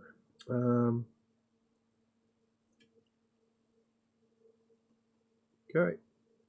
There we go. Just cleaning and adding some solder there as well. I might even let me put a blob on here. Can we put a blob? Will a blob stay? Oh, look at that blob. That's going to make it impossible for me to put a cap on, so I'm going to just wick that away. Okay, and now I have to clean it again because I just dirtied it, sullied it with flux. All right. Now, I really should check this with a multimeter, because it's all very well to look at it and say, well, by eye that looks fine, but, you know, who knows? So I'm going to grab my trusty multimeter, and I'm going to put it onto beepity beep mode for testing continuity. And if I put this, say, here, nice near the microphone, you'll be able to hear it go. Okay, so then I'm just going to flip this board over. I'm going to grab my sort of magnifying glasses here because I can't see this at all without the microscope. I'm going to work out where this hole comes through on the other side. It looks like it's around here. I would say it's that there. Let's just test. Oh crap. So I'm going to put the meter. You can't see this at all, can you? Look at it. Zoom out. There we go. See all the mess. I like to keep this workshop nice and messy. It gives the illusion that I'm busy.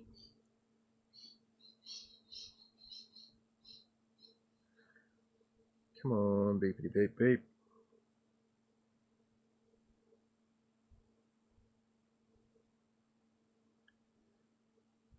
Just double check. We might actually have a break here.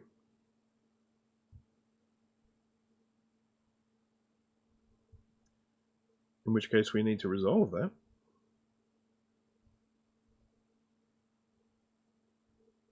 That might have actually broken through. So I think it would be prudent for me to do a little bit of trace repair on that. So all of a sudden the stream just got exciting. All right, okay, so I have to properly find where this is now. So I'm just going to very carefully, I better put these glasses back on and just be absolutely certain which one it is. And one of the ways I do that is I grab a little needle and I put it here like that, but I can then grab like another needle and I can line it up from different angles. So I can line it up from that angle. Yeah. It looks like it's about there. Ah, that's it there. Well, that's why. Well, that's definitely why I wasn't getting a beep, because I was not actually putting the multimeter on it. So it's that one there. Right. Right. Okay, so now I know where it is. I can actually put the multimeter on it and check it properly. It was that one. Or not that one. There we go. This is so fiddly. I hate doing continuity checks from one side of the board to the other. Hey, we got it. So, no need for a trace repair. Everybody happy. Okay. Right. Okay, so we're all looking good. It's time to put some new caps onto the board. I have my capacitors up here. I use Chemet brand capacitors. I used to use AVX, but I use Chemet now. I had nothing wrong with AVX at all. I never had any problems with them. I only changed because one day I went to go order some and they were all out. So I had to order Chemet instead. And I've stayed with Chemet ever since. Amtech stuff expires May 3rd, 2020. Are we talking about this one here that I was using? Yeah. Can I tell you something? I have used this stuff way beyond its use by date. And I cannot tell the difference at all. This one here, oh yeah, that's awful stuff. Yeah, so anyhow, I mean, look, I'm not saying I want to go out and buy the stuff past its use by date, but I really don't care if it goes over. I cannot. Okay. So yeah, sorry, there's no, I was going to do something interesting, but I'm not now. Sorry. Right, so we've got two 100 microfarad 6.3 volt, and we have 9 47 microfarad 16 volt. As usual, I like to start with the one that there are lesser of. I put them on, and then I know that all the rest are the same type. So 100 microfarad 6.3 volt. Let's grab a couple of those. 1, 2. Right, let's pop that there. Now, they go to the side of the sound chip. They're actually the ones that were leaking. I'm sure that's probably not a coincidence, but the ones that were leaking the most were the 100 microfarad 6.3 volt. So we're going to start off by having a look at the microscope view and checking our focus, because we like focus. Then I'm going to put some of the splooge on, and we will start recapping. So let's grab the cap. Now, as I've mentioned in my streams many times before, even though the surface mount electrolytic capacitors have a stripe indicating the negative, tantalums have a stripe indicating the positive. That's done just to confuse us. So there's one there with the stripe going to a little positive there, and as I mentioned before, we have these little bevels going to that as well. And then this one here, I will have the stripe going to the positive. They are facing each other, these ones. Now, you see the number on the top, yes, see 107.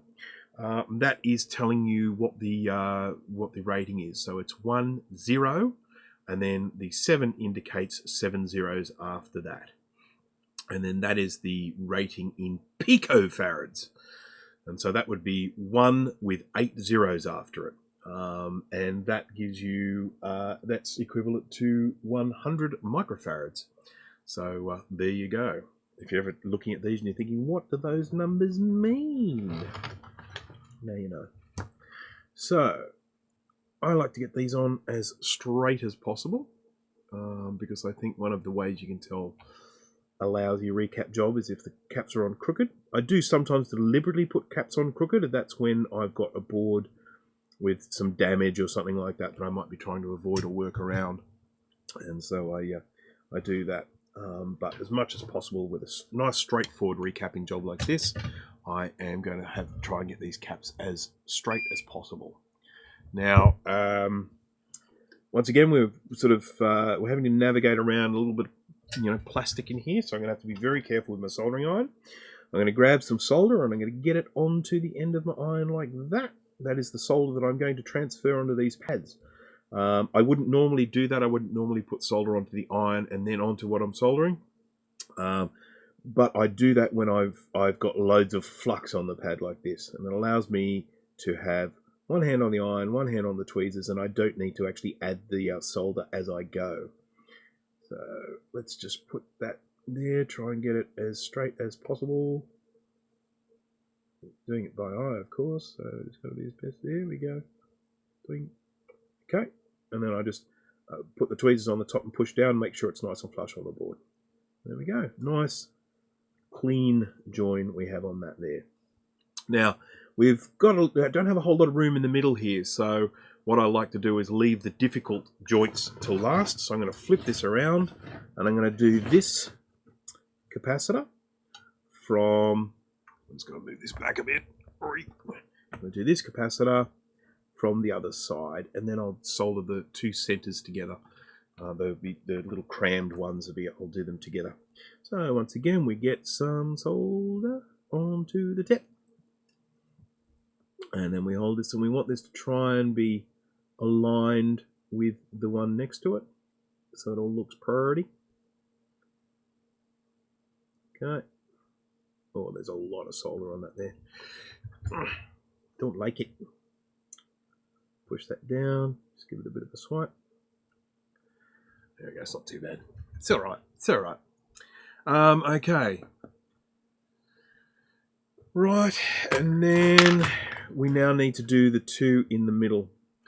Mike's Mac Shack. Oh Lord, I'm not sure what you're actually responding to. What it was that I said. I obviously said something. Oh Lord. That caused you to say that. Could have been anything. Could have been anything. I do that sort of stuff. I say all sorts of things. There we go. There and there. I don't have a whole lot of room in here, do I? This one feels a little bit crooked, but maybe it's just my head is crooked. I'm going to grab a slightly smaller, what do you call those things? Iron tip. Something that I can squeeze into that space. I'm going to grab this weird looking one here that's at an angle. I reckon I'll be able to get that in there pretty well. So, right.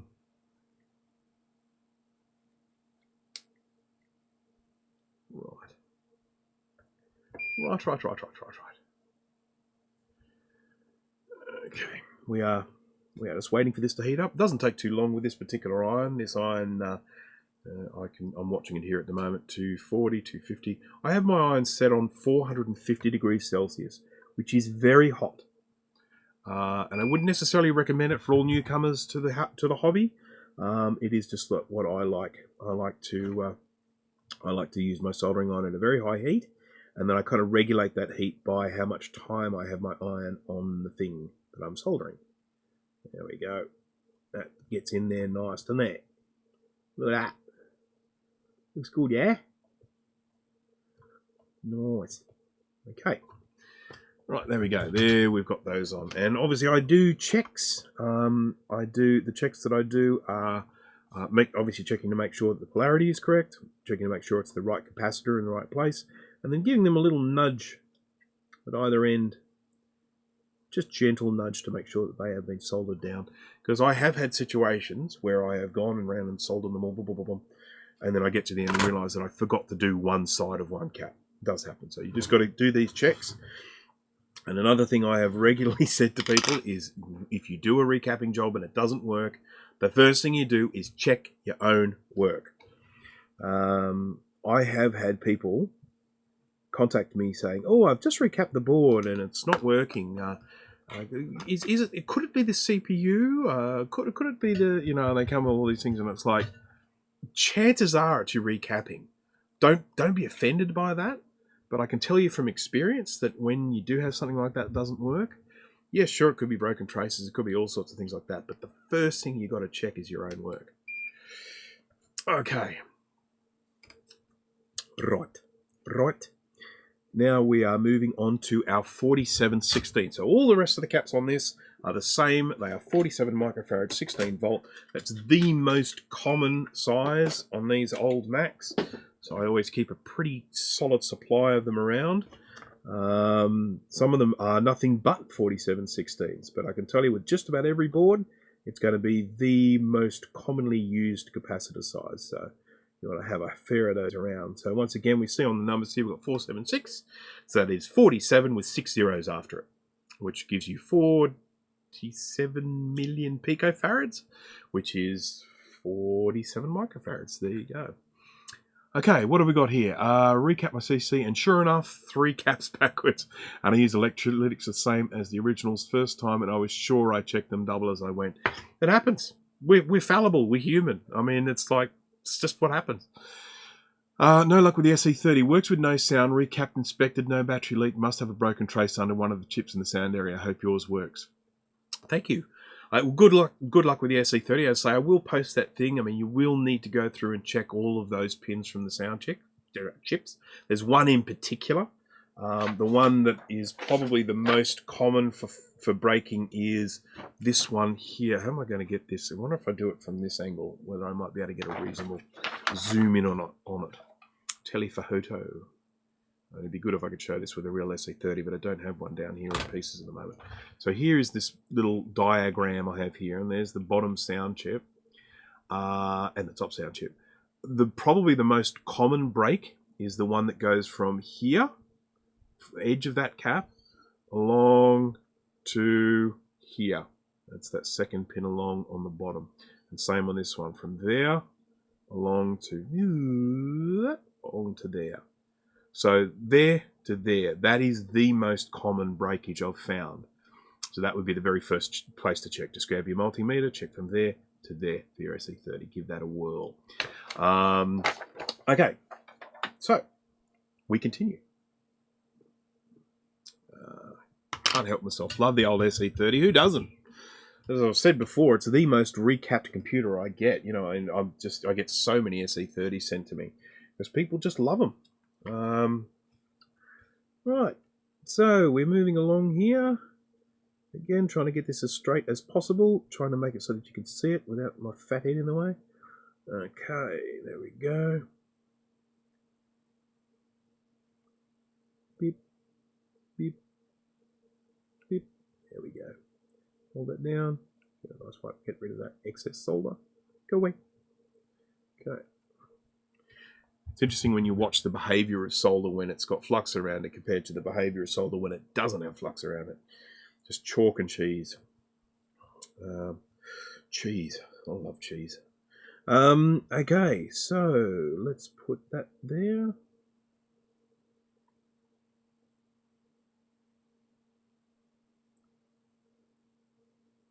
Just looked at my watch then and realised that I've been at it for nearly 2 hours.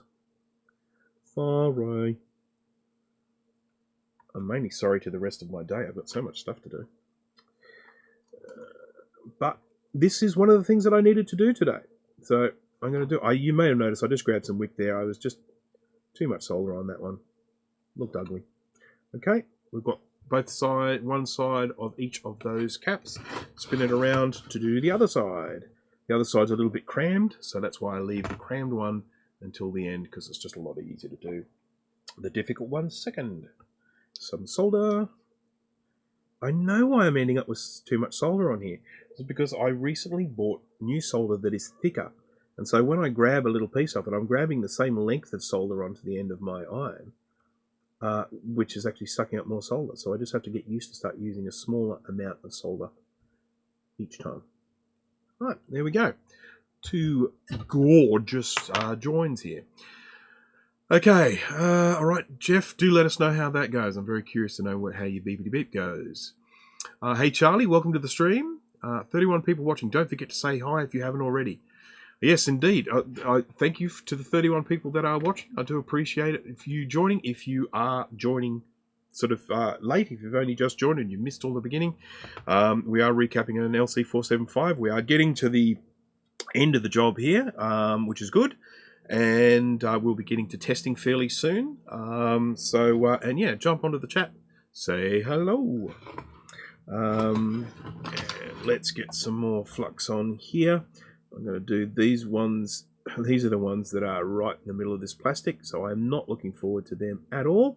That's why I'm doing them now and not leaving them to the end. I like to get the ugly ones out of the way. A couple more 47 microfarad 16 volt capacitors here. What am I going to do here? What am I going to do and how I'm going to do it?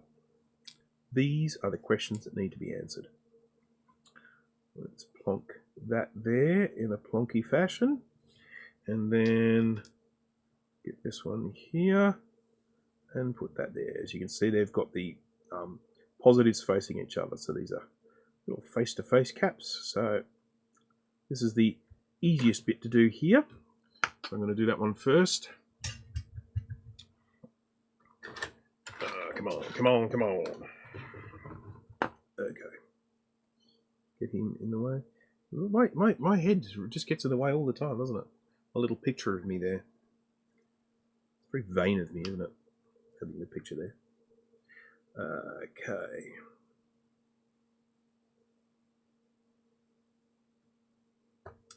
I can't help it if I'm so good looking. Right. Okay. So I think I'm thinking on the fly here. I think I'm going to come at the... Oh, just try not to burn anything else. Thinking of coming at this from this angle. I think it might work. You can't see that because it's not on camera. I'm thinking of coming this at this angle here. But it's just going to be really hard to get this cap straight. Let's just try. Nearly. Oh crap. I hate it when this happens. I hate it when I'm actually bouncing the thing around like that. Okay, let's go like that. Okay, so that's soldered in. It looks reasonably straight. Certainly by the time you look at this at just with the naked eye, it certainly looks straight. Rather than looking at it with an eye with clothes on. Okay. So now we've got to get the I've got to get the soldering on straight down here. So I'm going to do this at a slightly different angle. I'm going to do this like this. Spin that around there like that. Whoops! Drop my glasses. Put them. Let's see if we can get those kind of mid-camera-ish. I'm going to get that down there. So I'm just going to get some solder on the end of the iron. And I'll just come in at that like this. That looks tasty. Come at it from this angle. Bit more solder. And you may notice that I really don't care about burning this desk. You know, I just sort of put the soldering line on it all the time and stuff like that. This is not a desk that I'm concerned about keeping this surface. Thank you, Grudy, once again. Still haven't worked out what I'm going to say when I get a super chat. But thank you very much. I do appreciate it. And yes, thank you for if anyone wants to jump on and press the like button, I do appreciate it. And if you're not a subscriber, please become one. And of course, I should also mention all the other people you should go and subscribe to. You need to go and subscribe to Rutke Mods and House of Moth and Mac 84. These are all people with common interests: the sort of the Macs, the vintage Macs, the modern Macs, the sort of repairing and keeping them going and upgrading. All the same sort of interests with these things. So, and of course the old Mac Yak. I should always mention Mac Yak. We get together once a week and we yak about Macs. So please jump on and subscribe to that. Right, well, those are the two joins that I did by holding the soldering iron up and just pointing it downwards. You can see they're all right. They're nice and clean. I've got no complaints there. Charlie, I don't have money. That's fine. I know the feeling. And darn, it is connected. Okay, yeah. It's piffle. Yeah, it is a pain. Look, it's probably something else there. It could actually be a sound chip gone. I've actually got a couple of replacements of those sound chips. I've had ones that have actually been shot and they've had to be replaced. But yeah, anyhow, I will get that guide, and then you can go and do a bit more trace hunting if you want to in the future. I had some that had a lot of broken traces on the other side of the board. There are traces obviously coming off the pins that are, Oh, Dana, thank you very much. Australian dollars and everything. So much appreciated. I've got to get something sorted out. I was thinking I could sing a little song. I could do, every time I get a super chat, I'll just do like "Strangers in the Night, Exchanging Glances" or something like that. But then people might then start paying me to stop singing. How about that? That'd be even better. Right, now, right, okay, that's looking good.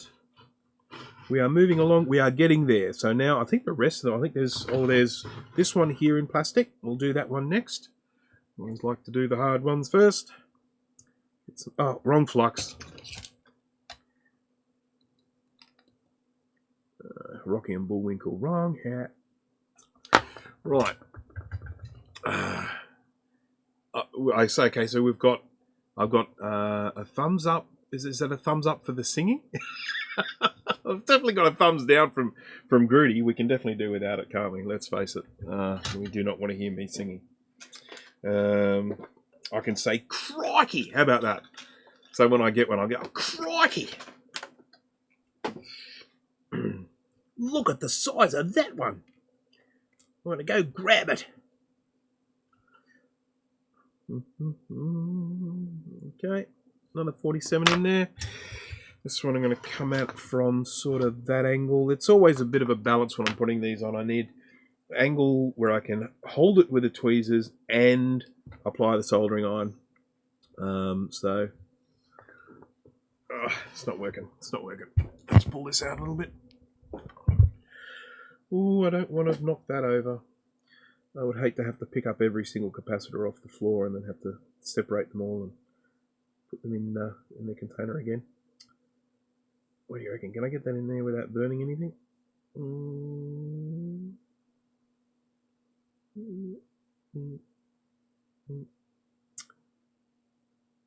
Oh, look at that. Precision soldering. Okay.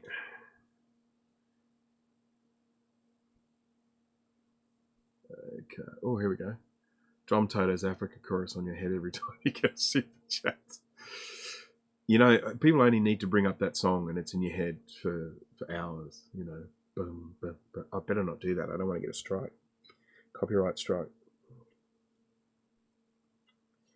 My rendition is just a little bit too accurate. Okay.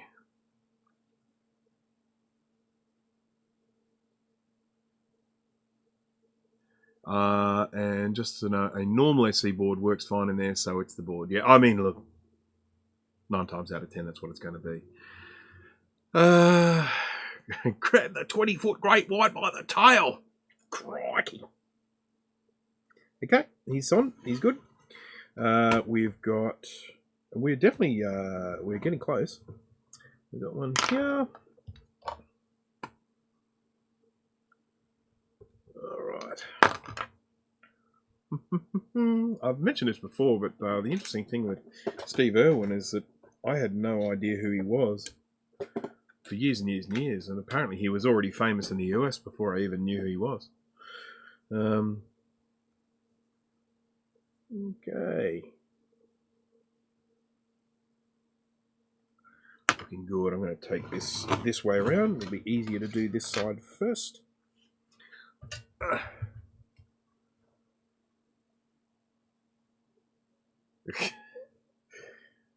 Yes, I actually had one of the chooks pop in and visit me earlier today, but she hasn't done it again. I should actually say, one of the chickens that I got, strangely enough, found, one day I was on a walk just around the neighbourhood with my wife.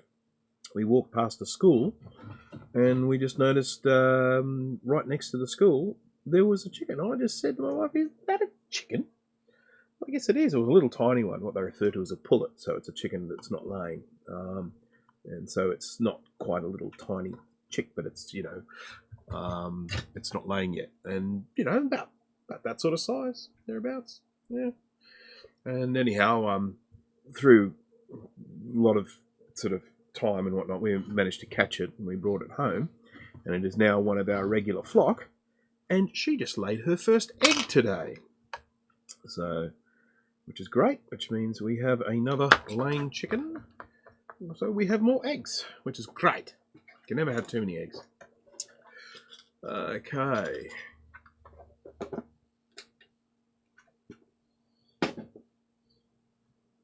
Yes, 'tis 2 p.m. here now, and I still haven't had lunch, and I'm still super hungry, so I've got to hurry up with me going faster. There's a cap. We are getting very close, so, you know, anyone who's getting a little bit bored and thinking, "Oh my goodness, when are we going to get to see this thing start up?" It's not long now. So let's put that there.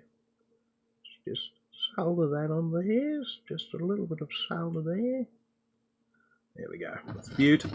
Spin him around and get it on the other side like that. Great. Great. Great. Okay. Super hungry, and those tantalums look like a box of nice, dark, tasty cheese. Yeah. Yeah, hangry. I'm starting to go, hey, come on. What do we got here? Oh, they're ROM chips. We can tell that because that says high and that says low. So those two there are the ROM chips.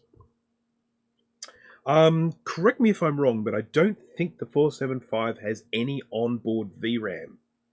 So if you are going to start that up, you need to have some VRAM installed, otherwise you won't get any picture. You might get a chime, and otherwise appears to be working, but you just won't get any picture. I'm pretty sure. Here's a DRAM chip, and if we have a look, you can see the little -7, which tells us it's 70 nanosecond RAM. Yep. The smaller the number, the faster it is. The very early Macs, like the Mac 2 and all that, they would have like 120. I think they might have even had 150. Then obviously as, you know, that whole technology thing got better and the RAM would get faster and smaller and cheaper, as it continues to do today. No onboard VRAM, that's right, that's good to know. Dana knows her Macs. Okay.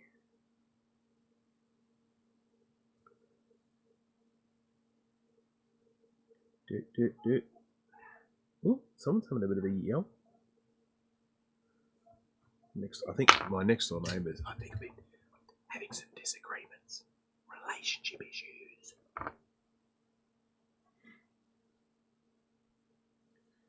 I heard him scream yesterday that you've effed it. You've effed everything. Just leave me alone.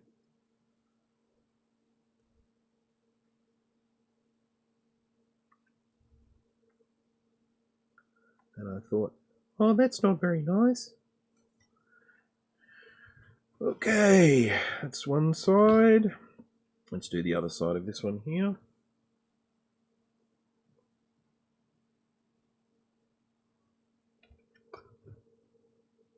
Okay, can we see that? Yes, we can sort of see that on the camera.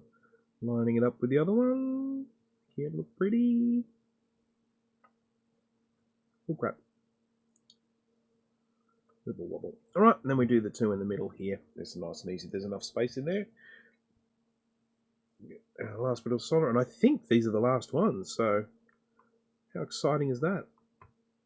You know the excitement you get when you're like, I don't know, counting from 1,000 to 1. It's that excitement you feel when you get down to about like 50. Jay, thank you for that. Testing the new super chat trigger. I think it worked. Did it work? It worked. Well, it certainly worked at my end, so thank you very much for that. Appreciate it. So now I go, crikey. Crikey, thank you. I really shouldn't do that because at the end of the day, that's not mine. Someone else did that. Right, okay, so that looks like it. Let's just do a quick little check to make sure they're all soldered on and make sure all the polarity is correct. Boom, boom. Got these ones here. Checking.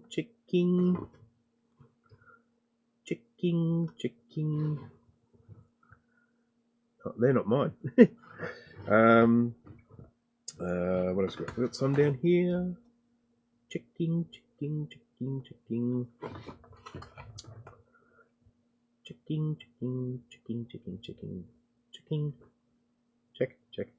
This one's a bit crooked, isn't it? Anyone else notice that? It's a bit crooked. It's a bit crooked. The capacitor is crocodile. There we go. Uncrooked that, and then I'll just do the other side to make sure I haven't applied any undue pressure to that pad by twisting it. There we go. And now he's straight. Okay, so let's just have a quick look at this board. And we can see that we zoomed in too far. There we go. That way. And we can see my multimeter leads. So there we are, all recapped. All new ones down around here and up here and here and here and all over the place. So 11 of them in total. So isn't that looking delicious? Okay.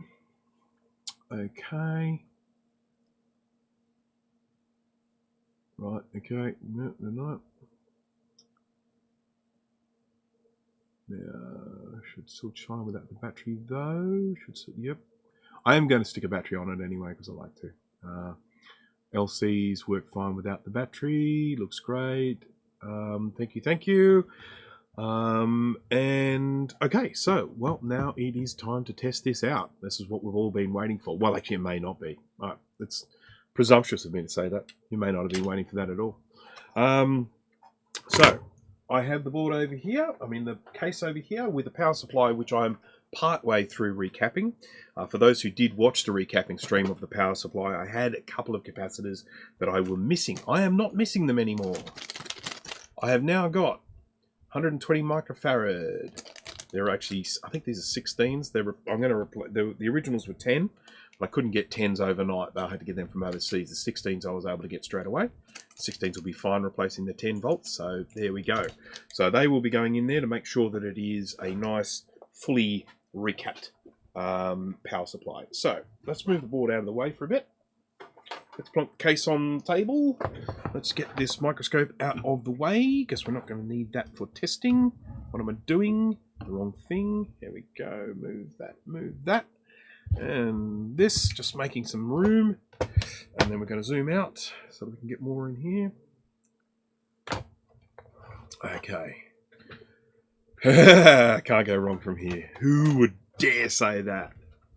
Okay, so this, as I showed in the other stream, has a bit of missing plastic here. I'm going to try and glue that back on there, but I don't like its chances of staying there.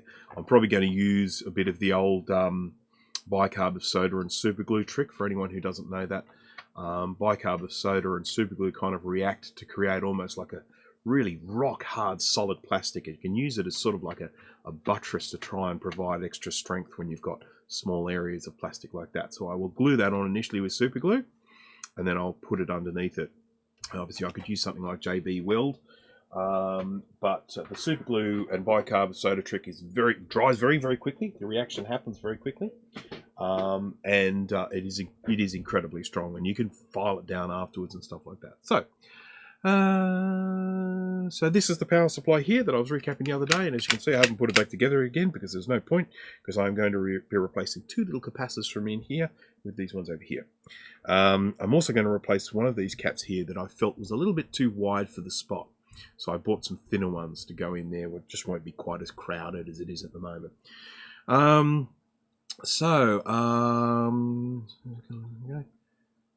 What have we got here? You should do a video on that glue mix, would be helpful for some of my project too. Yeah, look, I probably will include it in a video, but if you do a YouTube search for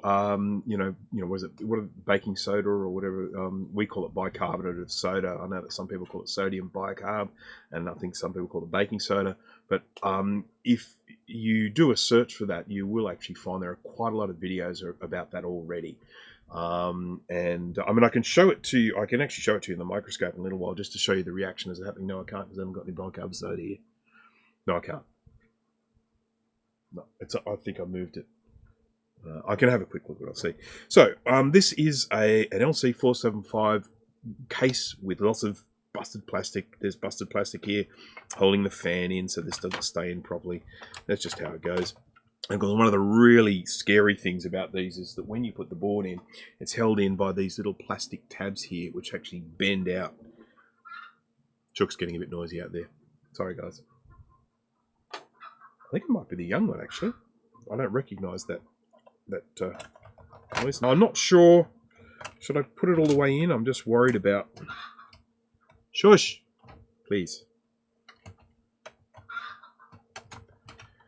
They generally do that sort of... they make that noise when they're threatened. You know, if there's a nasty bird or something, or a cat wanders through the backyard or something like that. So something might have actually happened.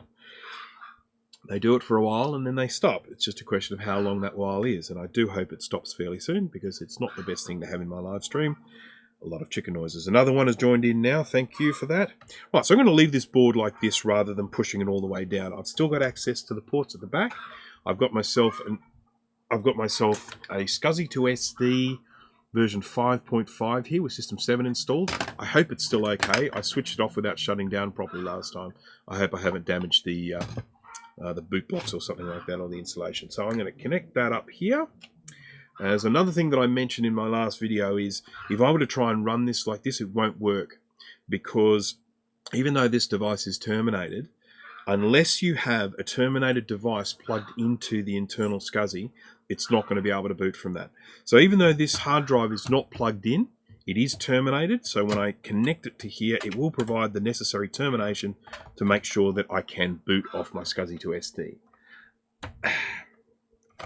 Chickens are still making noise. There's nothing I can do about it. And I've often thought to myself when I hear them go off like this, I've thought, imagine if they did that during a live stream. Well, I don't have to imagine anymore, do I? Okay, let's get the bits that I took out of it beforehand, which is the RAM and the VRAM. So I'll just grab that there. We've got our, I think, 20 megabyte here. I've actually got some 32s upstairs for these. And we'll get the VRAM in, the proudly assembled in Australia VRAM. There we go. And then we'll connect that up. This computer was sent to me without a floppy drive, so I obviously can't connect floppy drive. I've got a floppy drive cable, but no floppy drive in here. Didn't have a hard drive in it either, but this is my hard drive that I'm just using, as I say, to provide the termination. So we've got everything in place. I need to connect up a screen. I'm just going to go grab a screen, so bear with me a moment. Oh, ow.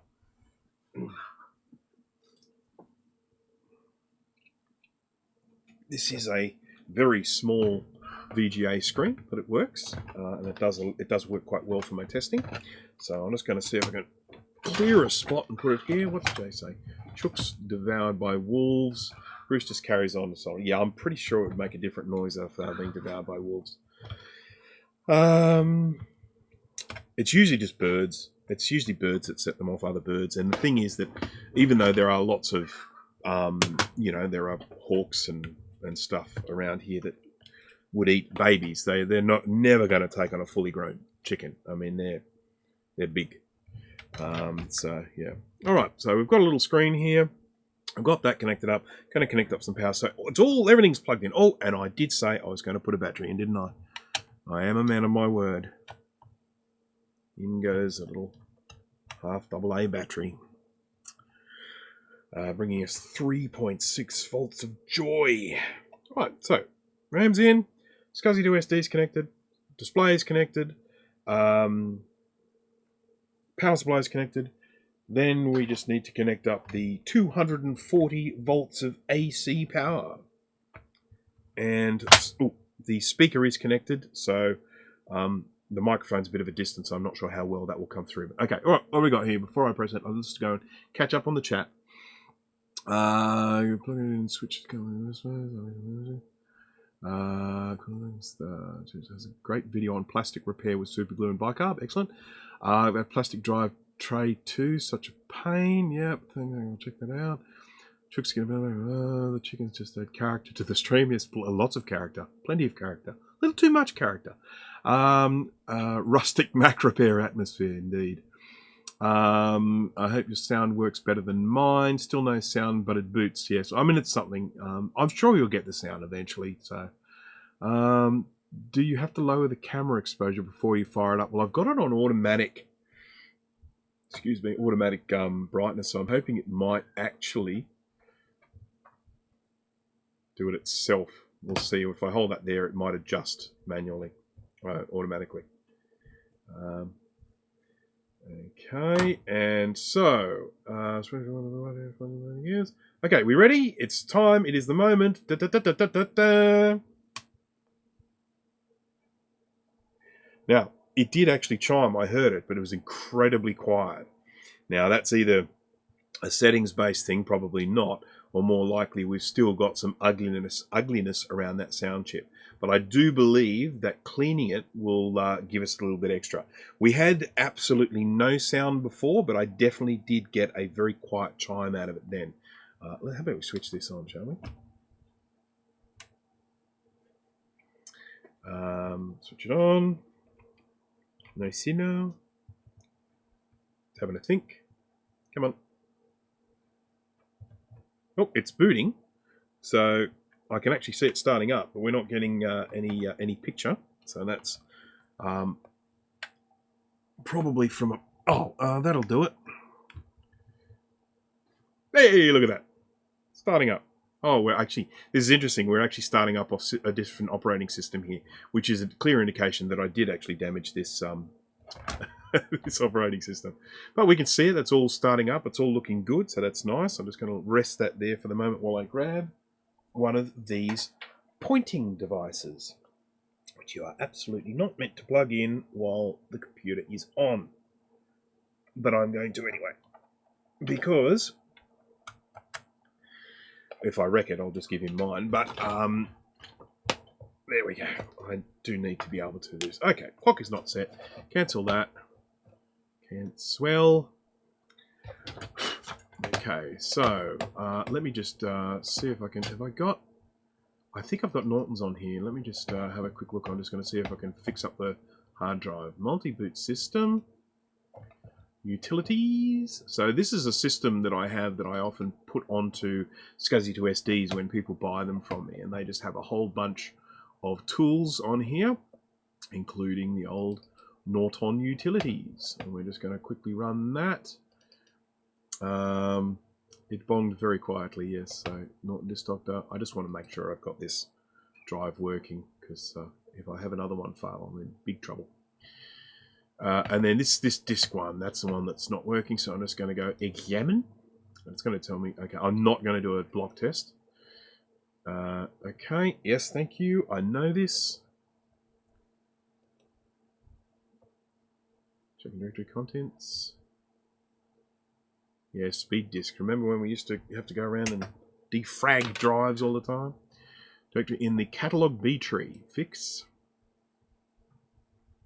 Fix. Fix. Is everyone getting their fix? Fix. Fix.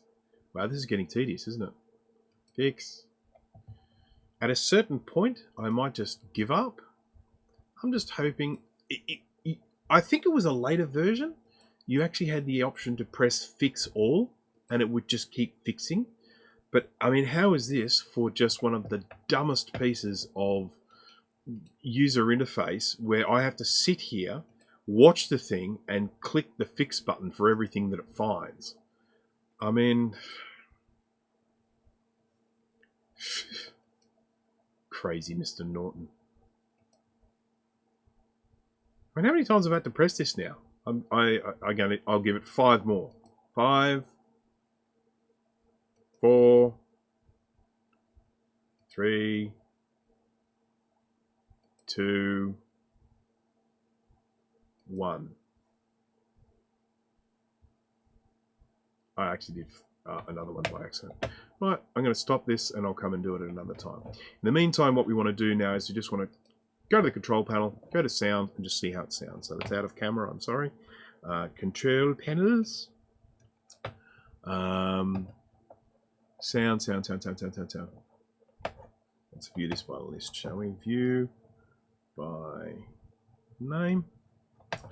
And then I'll go here and open that out. And we'll go to sound. It's up on its fullest volume. And we still don't have sound, or certainly not enough sound anyway.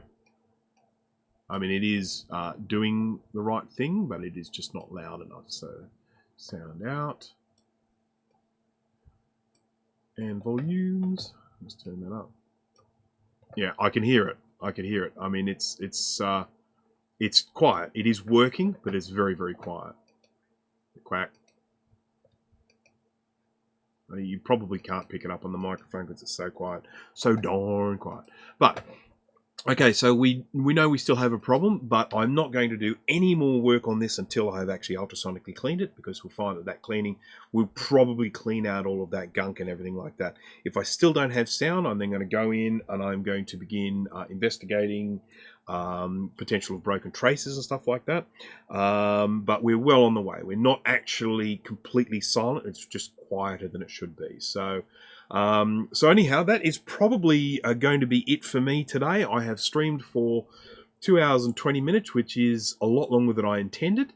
But that's largely because of people asking interesting questions and us discussing them, and that was fantastic. So I really enjoyed that. So thank you, everyone. Thank you to everyone who did the old super chats, and thank you for everyone who stayed through to the end.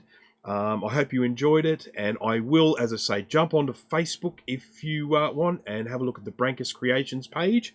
I will be posting updates on this one in terms of where I get to, getting the sound sorted, all that sort of stuff. When I get the sound sorted, I'll put a little video on there, and I'll do some before and after pics with the cleaning and all that sort of stuff.